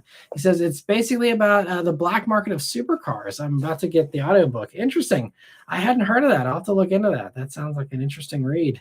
And Liam says, hey Matt, have you seen the specs on the new electric BMW 3 Series? Over 400 miles on a charge. Styling is definitely polarizing, but pretty awesome range. Yes, so I actually did a rant whenever i3 came out, so you can check that out if you want to hear all of my thoughts there on all the specs. But yeah, I love the new i3. I even was trying to again, we'll see what finances are like next year when the lease is up on the Lyric, but I was like, if we could actually afford something at that kind of a price point still next year, I would really, I'm trying to see if I would rather have a sedan. I've always been a bigger sedan fan than a SUV fan. And we don't really need a ton of space anymore. And then now that our daughter's getting a little bit older, we don't have a zillion baby things we got to carry along. We're not, dragging strollers everywhere we go and stuff. So I feel like we could maybe go back to a sedan. Personally, Beth likes the SUVs and stuff, and she enjoyed her sedans though for a while. So, I don't know, but the i3 is. I was just thinking the other day because I can't remember there was a new article about the i3, and I don't remember what it was about, but I was like, man, I actually really am loving the looks. I liked it when it came out, but over the past couple of months now that it's been out, I'm really into the i3. If I wanted something, if I had the money and I wanted something that was, very, grown up, I'm just kind of at the point where I'm a little over the boy racer kind of stuff, and something that's just still fun and still looks great, still has a lot of performance, but isn't super shouty or anything like that. That's kind of, I'm kind of maturing from the WRX age to the GTI age, of going into something that's a little more low key and under the radar. And i3 is kind of, like that. I don't know. To me, I love the styling. The range is super impressive. All the things they did on it are very impressive. Aside from the steering wheel sucks, but aside from the goofy steering wheel, it's so great. And even the new M3, the electric one that they just showed off the exterior, that looks phenomenal to me too. And I'm so thankful. Hopefully the BMW has turned a page here and turned a corner. And we're done with the vehicles that make me need to bleach my eyes the second I see their newest design. Um, I'm very happy that we have some good looking BMWs here coming out. So hopefully that trend continues. But yeah, i3, I think that's gonna be a huge hit too, because we already know that in Europe it is, and obviously Americans are a little more backwards with that. But like in Europe, that thing, they said they were planning on having ordering open up right around whenever production starts up, which is in August. But they said that demand has been so red hot that they have created a first edition, and they opened up ordering for that because like they're seeing like crazy amounts of pre-orders for this new i3, and people like are lining up in droves for this thing. So, again, everyone that loves to parrot the talking points here in the States as far as, oh, no one likes EVs, blah blah blah, but like they can't get enough of them over there, and especially the BMW ones. They are on fire with their sales, and people are lining up around the block to buy the new i3. And I think it'll do really, really well here too. And especially, for those who, again, are Elon orphans, that are just looking for something similar to a Model 3, especially. I think that is going to be, a next generation. It's better range than a Model 3, better as far as interior, in my opinion. You don't have to have the compromise of no CarPlay and all these other things. And it's a really great looking car. It's, I love the i3. It's so great. I'm so annoyed that BMW doesn't work with me, because I would be a huge cheerleader for that car. I'd love to review it the second that it came out, but I probably won't be able to get my hands on one for a long time. So we'll see what happens. But I love the new i3. Chat says, anyone else from the south? These rain showers have been next level. Daily flood warnings. That's crazy. Luckily, our neighborhood is elevated, but Blackwater River is really high and just a mile away. Man, well, I hope things stay okay there for you. I hadn't heard about the rains down there, but hopefully it calms down a little bit. We're supposed to get, I think, a good amount of rain tomorrow, but it's actually been kind of dry here. Usually June, and knock on wood, June is always like really crazy from a storm standpoint.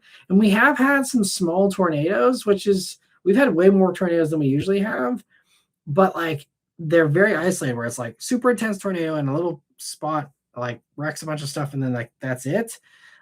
Instead of like typically in like June in this area, we have like these big storms where they have like huge gusts of wind everywhere, knocks out tons of power, and does a bunch of damage. And last year we had the most intense one I've ever experienced, where like I was in the house and I felt it. Like it was like we heard like it almost felt like, I don't know, like a jet went supersonic next to us or something. And it actually blew off some siding from our house, and some shingles and stuff. Like it was a really intense wind. I was like, is this going to hold up? Because it was like one of those intense winds. So it's definitely getting crazy, but like this year it's just those little pockets of super intense stuff, but otherwise it's been pretty chill and fairly calm.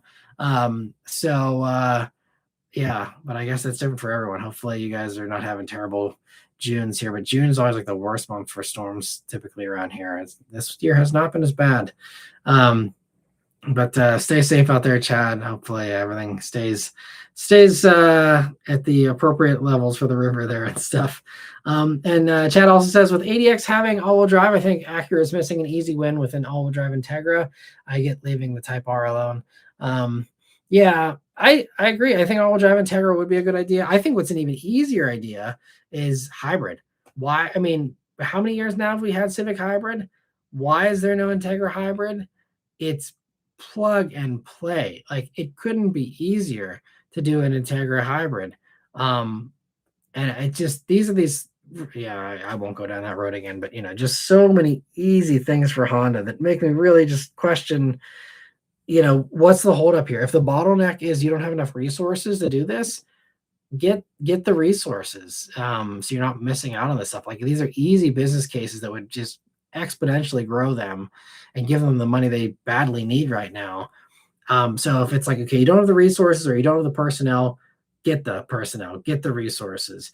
If there's some, other holdup or some leadership issue or some other, whatever the issue is, get through it and and then get this stuff out in the market. Like, winners don't just like, oh, well, that's a little challenging. We're just going to throw our hands up in the air and quit, like Honda has done with RSX and others. They push through, they find a way, and they make things happen.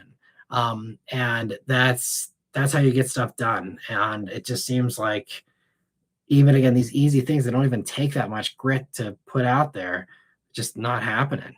And then, you see, for example, Lexus right now. That's an obvious kind of example of, okay, we have this battery platform that we can put in anything we want, basically. We have this hybrid platform that's really popular. People love it. Let's do both for the ES. And it sounds like ES is already off to a great start, and people are giving it rave reviews and everything. And I think it's perfectly timed for right now. That's a prime example. Like, Acura should be looking at that and saying, well, crap, this ES is a huge hit. I wonder what we could have done if we actually, took our strengths, our hybrid system, the EV stuff we were working on that, was at least going to be something, even if it wasn't world beating, it was going to be something.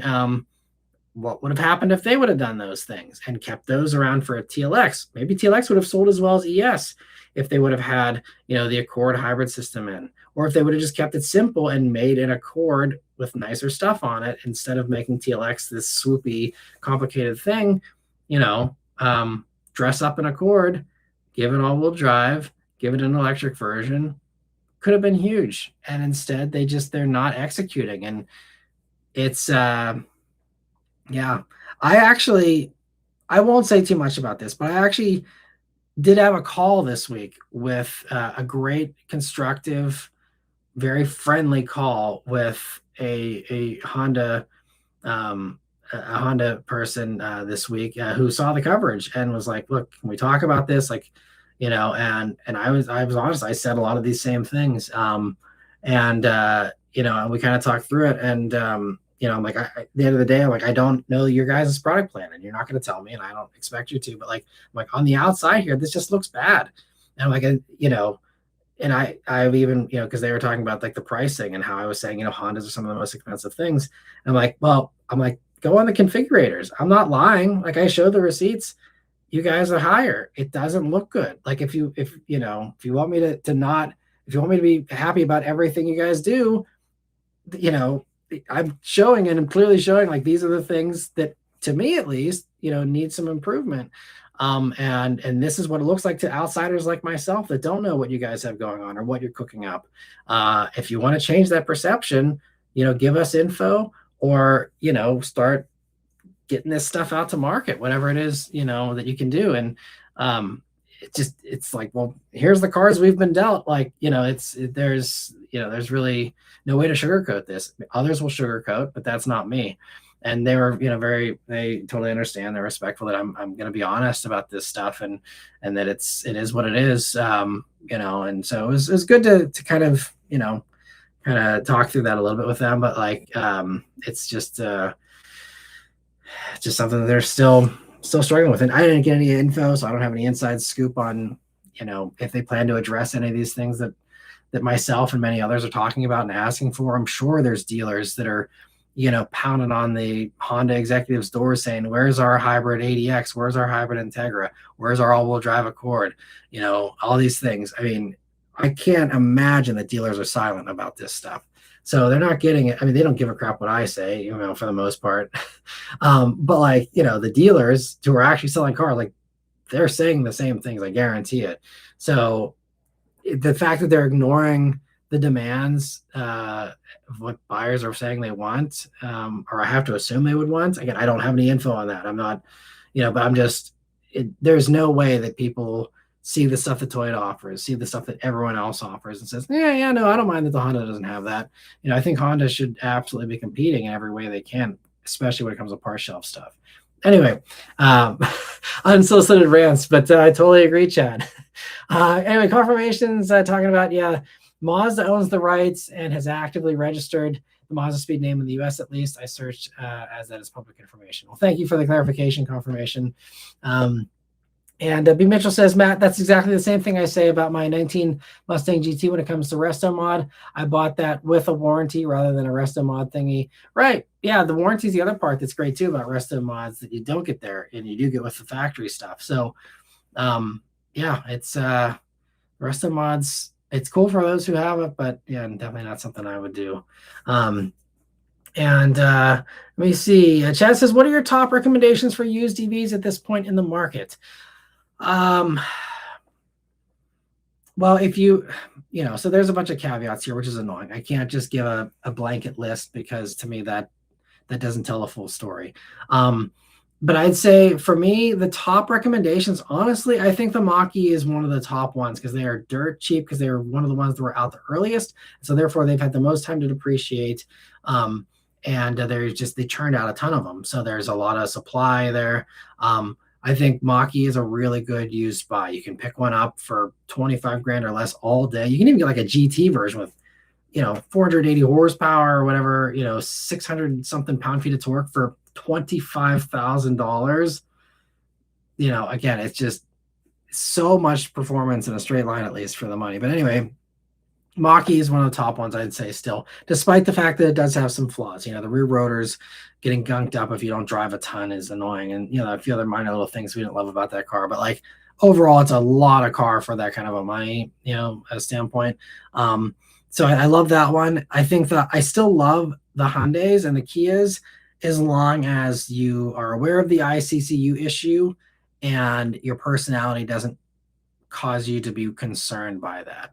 Because that's, for anyone who is not aware, very 15-second overview. The ICCU issue is basically like a fuse that transfers power from the battery, and that can fry and it just pops. Supposedly, it seems when it's in higher humidity instances where the humidity in the car is higher in the cabin. If you don't run the AC, it will, I guess, sometimes do that. It's hard to pin down exactly how frequent it happens. It's somewhere between 2 and 7% that I've seen of Ioniq 5s, Ioniq 6s, anything on the EGMP, even the Genesis stuff, that have that issue.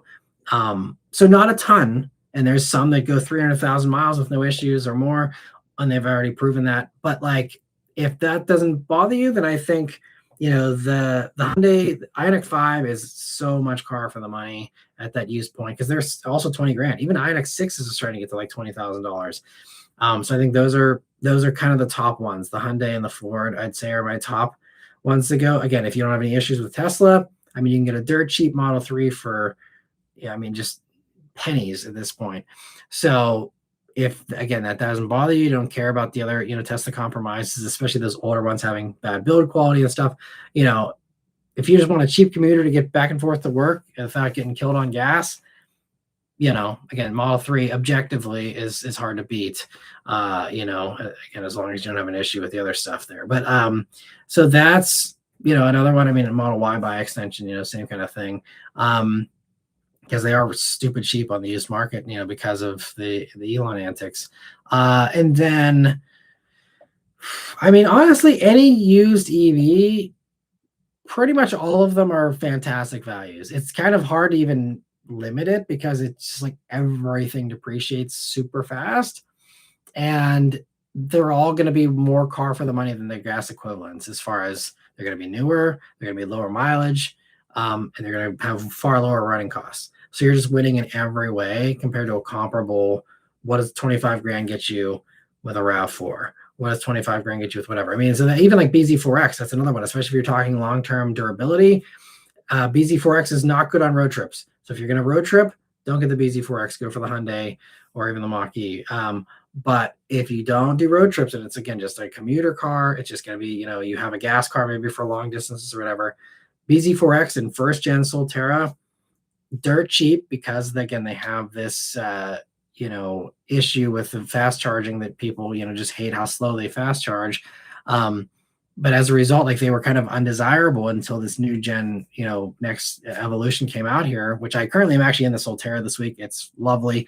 But like, those on the used market are also stupid cheap. And I think those ones will last especially long with the way they've set up those battery packs. Great value. And again, just so cheap.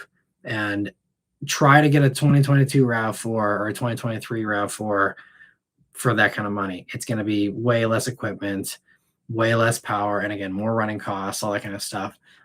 So I struggle, and again, unless there's the thing like the ICCU issue, or like an early, Taycan, those had issues where they, also bricked and stuff.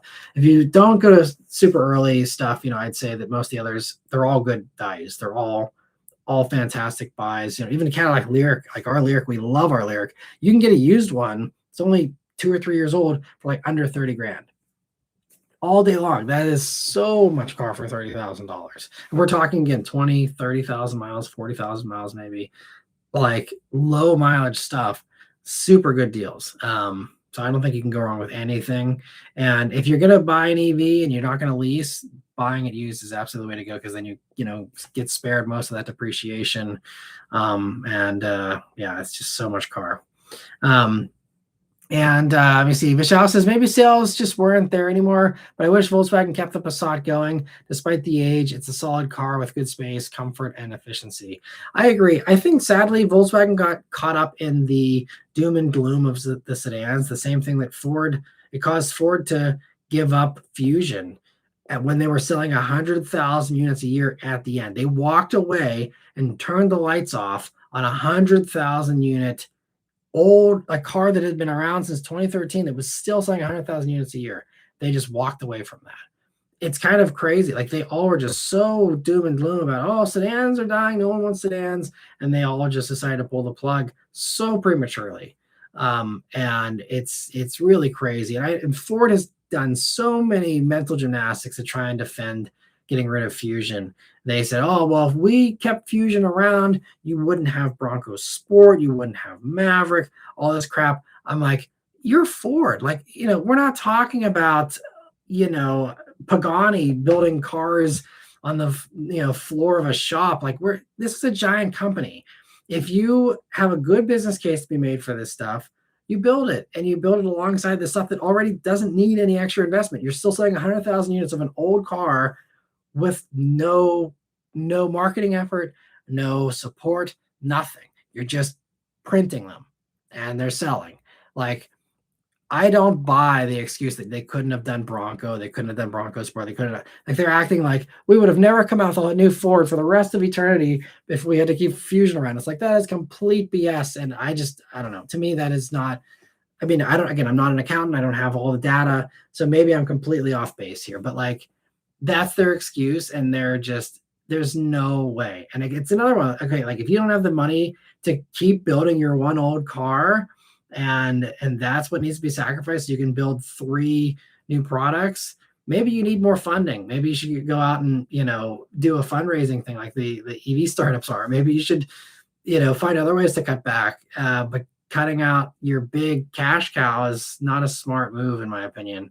And my armchair quarterback opinion here. But anyway, yeah, I think Passat was the same way. It's the same deal. I think they got caught up in the gloom and doom. I think Passat would be another 100,000 unit seller here if it were still around. And I think that they regret it. I think they absolutely probably do, because they could have sold the old Passat still.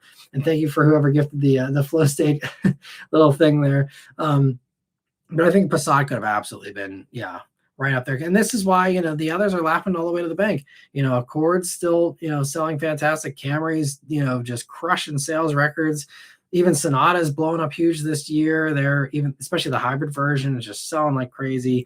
K5's doing great. It's just a shame that that's basically it. Everyone else has kind of walked away from that segment. I feel like there's one other one I'm missing. I can't remember which one it is, but like, that's it. There's just those 4, I think, pretty much at this point, so it's really a shame. Taste Bud says Jeremy Clarkson is recovering from an aggressive prostate cancer. Doctors caught it early, and he feels like the luckiest man. There's a 40% chance of return, but he's staying positive. Yeah, that was crazy to get that info. And it's very, very much, it's unsettling to hear that stuff, because, and I see Mr. 75 with the mic drop there. That was a mic drop moment. So well timed, if that's what you were intending there. but yeah, I didn't watch the new Clarkson's Farm, but I heard the I see another mic drop there. Thank you. But yeah, I saw the news about that, and yeah, very much so. Important to stay up on all your screenings for all of us, and try and prevent stuff, as best as we can, because yeah, you never know with some of these things. And I hope that he ends up, pulling through and does well.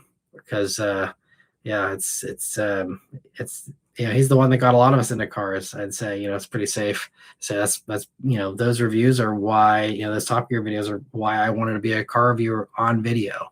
I loved reading car magazines as a kid. And I probably would have just stayed with just doing it on, in magazines and stuff, or in written format if it wasn't for the videos, and just saying like how amazing those Top Gear reviews were and wanting to mimic that, So hopefully he stays around and continue to brighten the world, and occasionally muck things up as he does, but and put his foot in his mouth. But I think he's got a good heart, and I think the farming stuff's really cool to see him kind of realize some things that he said back in the day that were stupid. And like, even he used to be a big basher of the climate change stuff, and he's like, now that I'm in farming, he's like, I'm watching the climate change. He's like, it's happening to me. This is screwing over my farm. He's like, and we're seeing stuff that's record stuff, and then it breaks the record again and again. And it's like, this isn't like a once in a lifetime thing. This is a pattern. This is recurring. And like, so it's kind of nice to see, him kind of realizing some of these things, and not just that, but other things where he's like, hey, I was wrong when I was bashing this, that, or the other back in the day, and this is actually a really great thing, or whatever the case is.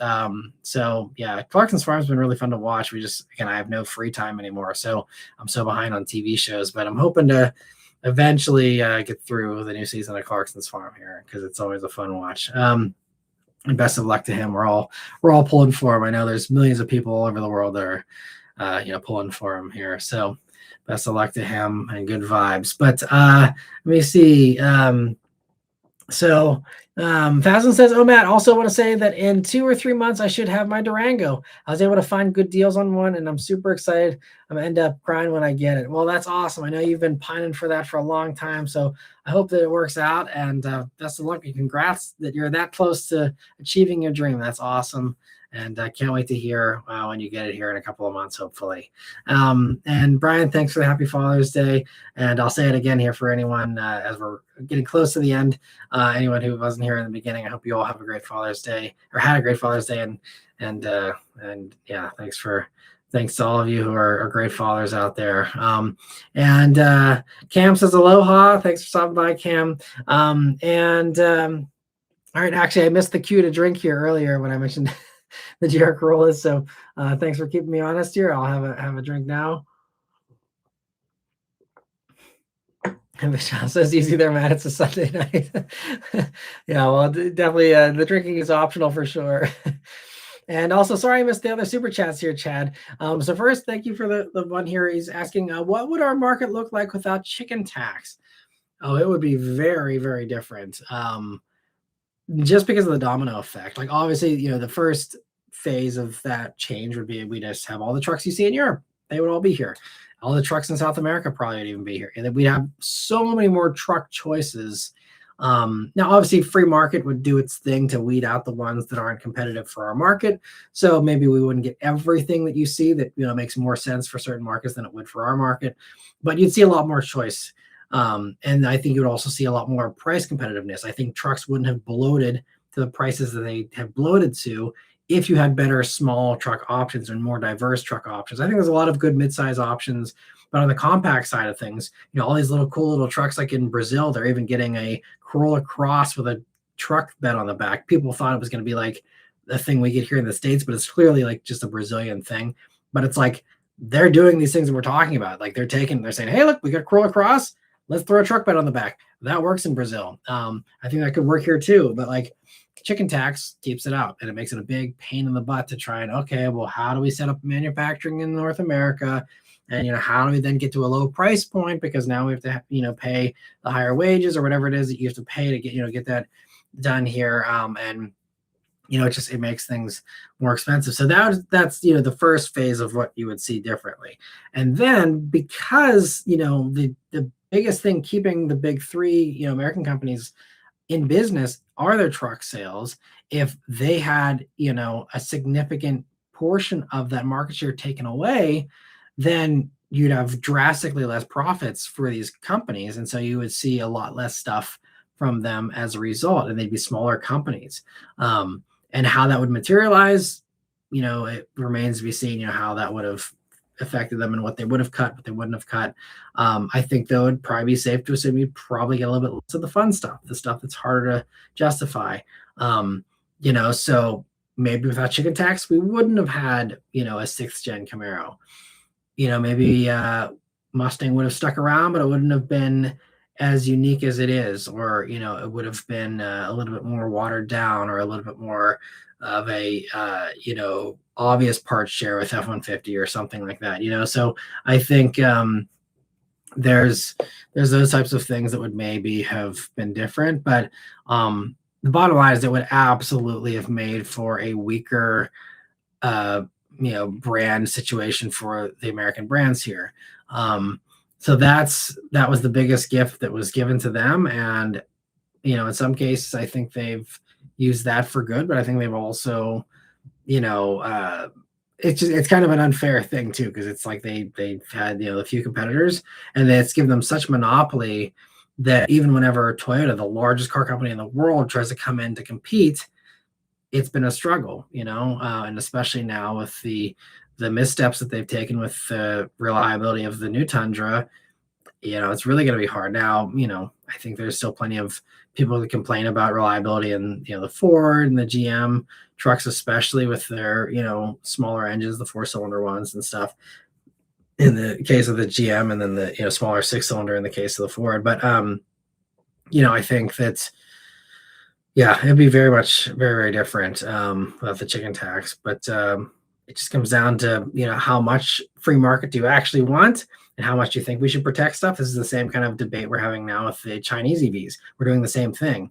We're protecting the legacy brands and also the American brands, because I think they're some of the weaker ones, in many cases. And especially when we're talking about like, Mopar stuff.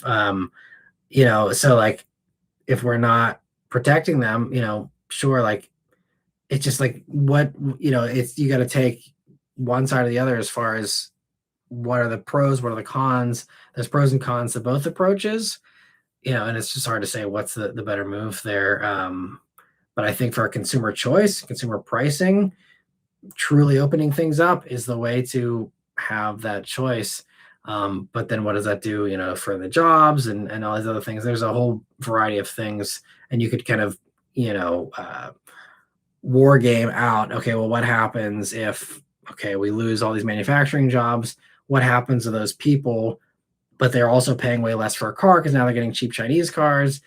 Does that come close to evening out? Do we have a strong enough job market to absorb those people elsewhere, or do we not? There's a million domino effects. Then people that are far smarter than myself, would have to figure out, is this actually worthwhile or not? If we're trying to do this from a actual scientific approach and not just a political vendetta kind of thing, or some other, blind way of doing these things without any actual intelligent thought. But like, I think it would be very interesting to see how things would change. And also Chad says, two people didn't pick up their Tesla because of build. If you mean recently, that's crazy. If they're still having, I thought they had put the build quality issues behind them, but maybe they haven't. Interesting. Thanks for letting me know, Chad. And also he says, would you suggest CPO for electric as well as ICE? Yes, CPO is always the way to go if you can. You do pay a little bit more, but you get an actual factory-backed warranty, and a car that's a little more closely scrutinized than the average used vehicle as well. So I think that those are definitely nice things to have if you can get a CPO kind of set up on EV as well as ICE. It's great to do that for both of those. Yeah. Thank you again for the super chat. And all right, so we are close to the end. So I'm going to switch to just member questions here to end us out. And again, for anyone who ever wants to get an answer to the question. If you can't wait till Wednesday or next week, feel free to send me a message. But switching over here to the member questions at the end, we have Chad says, a local Whataburger does antique car meets every weekend. I was driving and turned the corner the other day and was in shock. I wasn't expecting to see so many beautiful vehicles randomly. That's awesome. It's always fun to come upon a car show unexpectedly. It's always a nice surprise. And Chad says, could Mazda have justified the inline six because there's a secret sports car or luxury rear-wheel drive sedan in the works? Possibly. And there was rumors back in the day that they were in partnership with Lexus to do a next generation IS on that platform, or at least the engine would be used in the next gen IS. That platform seems a little big for a regular IS, so to me that'd be more of like a GS thing for Lexus, but I think they've got that pretty well covered with ES, and people don't miss GS, honestly, from what I've gathered at least. So I don't know. Now that we know what ES is, it's still just a Camry based kind of thing, pretty much. I don't know. I wish something like that were in the works, but I think we would have heard stuff by now if it was, because it seems like the only secret sports car that Mazda is working on is the RX Vision thing or whatever, that little thing they showed in Tokyo. It's like a new RX-7. It seems like they're trying to get that to work, but that sounds like it's going to be rotary range extender with electric motors powering the wheels. And so that's kind of what they've envisioned as being their future, is like, oh, we can use the rotary finally, and we can electrify things, but we still have the gas backup. And it's kind of this nice, because you're going to see a lot more range extenders going forward. This is kind of how they're going to evolve the plug-in hybrid stuff from Toyota. They've already said we're going to do them as range extenders. A bunch of other companies, Hyundai and Kia's next generation plug-in hybrids are going to be just range extender EVs, basically, where the gas engine takes a smaller role and the battery takes a bigger role and it gets larger. So that's everyone has said, like, very plainly, this is the way we are going. And so I think that using that new RX-7 or whatever they call it as a test bed, and using that range extender. I mean, they already have the range extender in the MX-30 over in Europe. We only got the electric version here in the States, but they already have that running in there. But trying it out with a new application with the RX, I think would be a good way to kind of introduce that before they do range extenders and all the mainstream stuff here. So I think that's the only sports car. It sounds like they are actively working hard to try and bring that to market. But I don't think there's anything else as far as an inline six or a big rural drive platform that Mazda has there for that. So I don't know. I'd love to be wrong though. And Jedi says, more info and pics on the 27NX, please. I hope we get some info soon. I'm guessing we'll get something, whether it's just a carryover again or if it's getting a refresh or a redo. I don't know, but I have not heard anything personally. And let me see here. So Jedi says, I've been reading a lot of good things about that 6th generation hybrid system. Yeah, it seems like it's really impressive there in the ES, and I'm excited to try it out myself. And Vishal says, the Y has a gear selector on the ceiling as a backup if the screen blacks out, in case you didn't notice it. Oh, I did not know that. Thank you for the info. I appreciate that. So I'm glad they've already anticipated the screen burning out and having a backup. That's good to hear. Let me see. Yeah, I don't follow Tesla stuff very much, so I apologize that I wasn't aware of that. Let me see. Linda, thanks for stopping by. And also, let me see. Chad says, look at the Mexican market to see small car-based little trucks. It's crazy to see what we don't get here, even from Dodge, of all people. Yeah, and we know now, at least, the Ram Rampage is going to be coming here. So that is one of those kinds of things where they're finally giving us that. But again, it's like, okay, we got to figure out where they're going to build it, and they're going to have to, source American production and all that. But they're going to do, it'll probably be Mexico, but they're trying to make that happen here. And that'll be an interesting sample to see how a Brazilian truck does in our market. Let me see. Vishal says he loves the B58, and one of his friends has the 23 540i. Driven it a few times. Absolute pleasure of a car to drive. Also driven an X5 with the B58, phenomenal engine. Yeah, I'd go so far as to say B58. It's one of the best engines of the 21st century so far. I don't think it's the best, but it's definitely up there in the top, top 10, and then if we're excluding, stuff like the LFA motor and all those other things, I'd say it's probably in the top 5 even. It's really just such a great motor. Sounds great, tons of power, it's reliable, it's got it all. I don't know a single shortcoming of the B58. I'm sure there's something, but as far as compared to other stuff and other engine issues, I think the B58 is a marvel. Absolute just gem of a motor. Chad says with the new BMW and Volkswagen, the S-Tech looks better and better. Yeah, I guess it comes down to, again, when people think personally, I love the i3. The iX3 I'm not in love with still, but yeah, I think in the new M3 looks so good for the actual new one. Chad says Elon Orphans is crazy. LMFAO. Hopefully he sits down and gets out of his focus back where it belongs.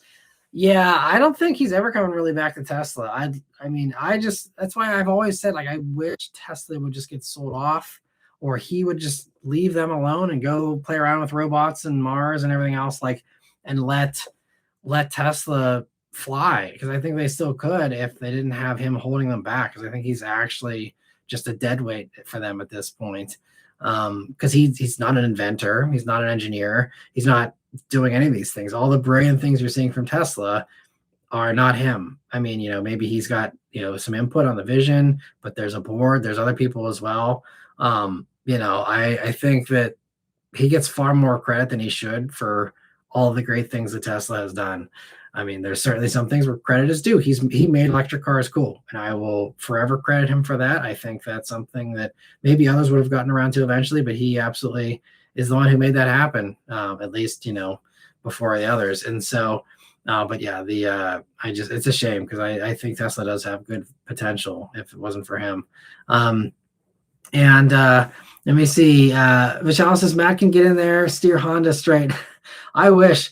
Yeah, they definitely doesn't make they're in any position to offer me a job, but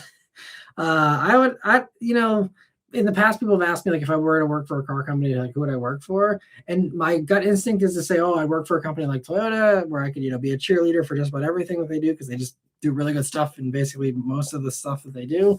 But there's also part of me that would love to get into a company like a Honda or a Subaru, where I'm there's so much potential here, and it's right there. These aren't even hard things, in my opinion. Again, maybe I'd get inside the company and be oh crap, this is impossible. But from the outside, I feel there's multiple companies where it's you guys could be double your volume if you just did these few things. Again, I'm sure there's far smarter people than myself that are actually running the show, and there's good reasons why the things don't happen, but it's just real hard to wrap our heads around it here on the outside, at least for me. And I think for many of you as well, based on our conversations here tonight and in the past. But let me see. Chad says, I'd love to see you do a long format deep dive. Maybe have a member voting with a minimum dollar amount with a few categories to ensure at least some funding. Just an idea, because we love your channel. So long format deep dive, are we talking as far as reviews goes, or I'm always open to new ideas. The thing with I know YouTube's, they always try and push member exclusive things, and I think that the things we do, again, the priority answering here and stuff, are great member exclusives, and the behind the scenes stuff with the schedule and the member car of the week and things like that are fun. But yeah, for a member exclusive video, it's just I'd need far more members to be able to justify the time that we go into doing a video just for members, unless it's a quick thing like I've done, the shelf tours in the past, outtakes videos, things like that. But if there is some kind of way where it could be if there's something where there's some support there to fund this stuff. I mean, really the answer though, to do deep dives, or because Savage Geese, they do phenomenal deep dives. They have great sponsors. They've got a tire company that, gives them a year-long sponsorship or however long it is. They've got these massive sponsors, and that would fix all of my problems on this channel. If I was even able to get one constant sponsor, if every single video was sponsored, or I was able to, just string together more sponsorships, all of the problems would go away for me. I'd be able to hire an editor. I'd get rid of the bottleneck. I'd be able to, regain my own sanity a little bit here with, working 70 plus hours a week. It'd be so much better. It's just, I've never been able to bag, a good long sponsor. And I will have some sponsor videos. I'm actually going to start doing a few sponsor things here. You'll start to notice in the next few weeks. I'm going to have a couple of sponsor things.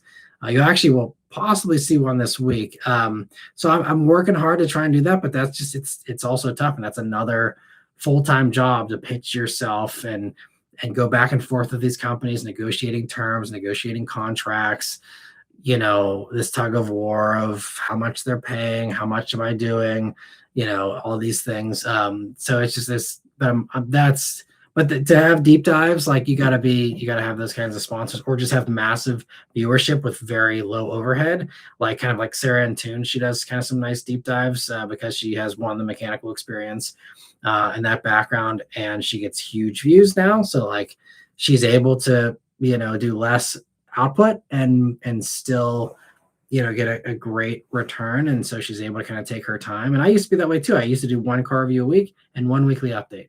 I do 2 videos a week. That was it. No live streams, no nothing, just 2 videos. And I had, very healthy work-life balance, and all that. And it's just that, the views just eroded, to what they are now. And again, I'm working my hardest to try and get that, back up to a better level. But that's kind of what's held a lot of that back. That's, and that's kind of why I got to cut like the fancy song intros before the reviews, because that just took too much time and I had to churn out more videos. And so it's like cutting back on some of these things just to try to get more stuff out the door. Is why that deep dive stuff doesn't happen for my channel, unfortunately. And hopefully, again, someday it'd be fun to get more back into that. Michelle says Acura should just take the Honda, dress up the Accord and dress it up as a TLX. That powertrain and a nice, quieter, refined Acura sounds nice. I agree. I totally agree. Yeah. Let me see. So Chaz says I'm talking about at the fulfillment center with my brother. Gotcha, for picking up his Model Y. So 2 people turned away their car because of quality issue. Wow. Okay, well, that's news to me. Geez, I'm surprised more people haven't talked about that. If it's really that bad still with the quality control, or maybe it's now becoming an issue, like a new issue that had previously not been an issue. I don't know. That's crazy. Thank you for the info. Let me see here. So again, I appreciate all the jewel gifting there as well from everyone. And I see Linda says member since forever. Oh, thank you so much. And also, Chad, I missed your other super chat here at the end. Thank you so much. He says, Matt for president. You definitely don't want me as president, but he says he understands nuance. That's true. But there's a lot of much smarter people, much better politicians than myself, than I would ever be, that are, I think, hopefully great choices to lead us in the future. But I appreciate the support, though, as always, Chad, and thank you so much. Linda, thank you so much for being a member for over 3 years now. And Chad says, do Monroe Doctrine right. If you want to be the leader in this hemisphere, then offer free trade. Yeah, I think that's something that we took for granted. And we'll see how things change, in the future. But, we've really done a number on our allies and our trade agreements and our trust that people have with us in the world. We used to be reliable trade partners and be trusted to not screw up their trading with others.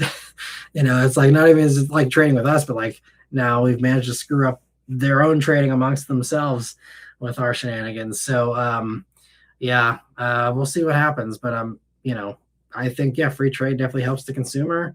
And I think what we all desperately need right now is lower prices, not more inflation, which is what we're getting now. So we'll see what happens. But I'm not holding my breath. But maybe in a few years we'll see. I see Chad says you'll figure it out. You have a very loyal base. I appreciate that, Chad. Vishal says quality issues are definitely less Tesla now. He says still some units that come out here and they're not perfect, as with any mass-produced car, of course. Overall, they aren't as bad as they used to be 10 years ago. Well, that's certainly great. That's good to hear that, they have improved. And Chad says, has FIFA videos restored any faith in humanity? I haven't followed any of that stuff too much, so I'm not sure. But I hope all of you that are enjoying those matches are getting some good. Hopefully, it's a nice unifying thing for the world. I still think you want to unify the world, we all got to come together in our disclosure of the idea that we're not alone. I think that is something I still believe, and I think that would totally unify humanity if we realized we are just one race of many, and that if we could all unify around that like, holy crap, like us humans got to stick together. Doesn't even mean that aliens have to be evil or anything, but like I just feel like it would be a unifying thing if we had more open dialogue about that without all the stigma and everything, and just realize like this is probably a thing. Why don't we come together and work together, and maybe they could even unify us, who knows, and show us a better way. But that's me going off the deep end here, so we'll cut it off there. I see that Chad's bringing up the X-Files, which I need to go back and watch again someday when I have free time again, because I never actually watched that. I was too young to watch it as a kid. I wasn't allowed to watch it in the 90s, so I have never actually been able to watch X-Files. I'd love to someday. Vishal says the content of foreigners visiting American shores, trying American food has been great to watch, especially in Texas. They all say people have been so nice and welcoming. That's great. I have heard a little bit of that. They're saying that, the foreigners, at least the ones that were not, rejecting visas for the foreigners that have made it in are having a good time at least. So that's great to hear. I hope that there's more of that. And if nothing else, I think that, hopefully, the people from the rest of the world realize, and I think most people do realize that, the politics that are projected to the world are not the politics of everyone, the same as any country, and that's, it's just hopefully they know not to lump us all together into one group, and realizing that there's a lot of us that are breaking, our hearts are breaking for all the crap we're putting other people through and stuff, and so hopefully that's something that, comes through with the kindness that we extend to others that are visiting. And the confirmation says another great chat as usual, Matt. Thank you. Thank you so much for stopping by here. Gia and Lancelot says, your Corolla drink. Sure, let's have another one for the road here.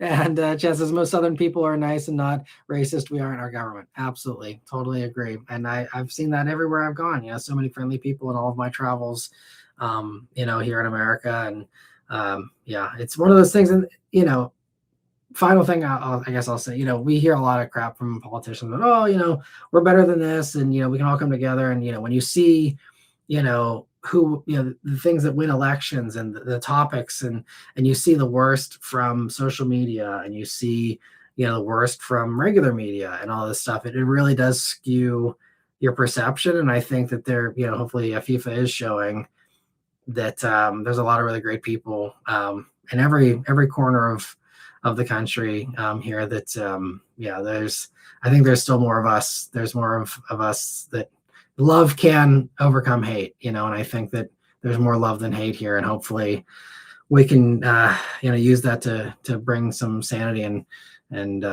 get things back to a more loving stance here in the future. But anyway, cheers to love. Cheers to you guys for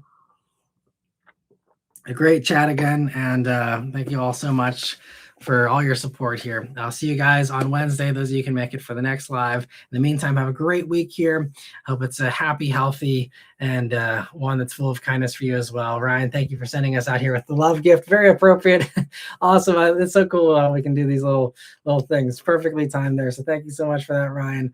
And I see Vishal says FIFA should happen here all the time. I agree. I'd love that. Hopefully the Olympics in 2028, if that still happens in LA, right? It's supposed to be. Hopefully that brings things together a little bit as well too, like that. But anyway, yeah, cheers to all of you. Have a great rest of your night here and a great week, and I'll see you guys on the next one. Thanks again. Take care.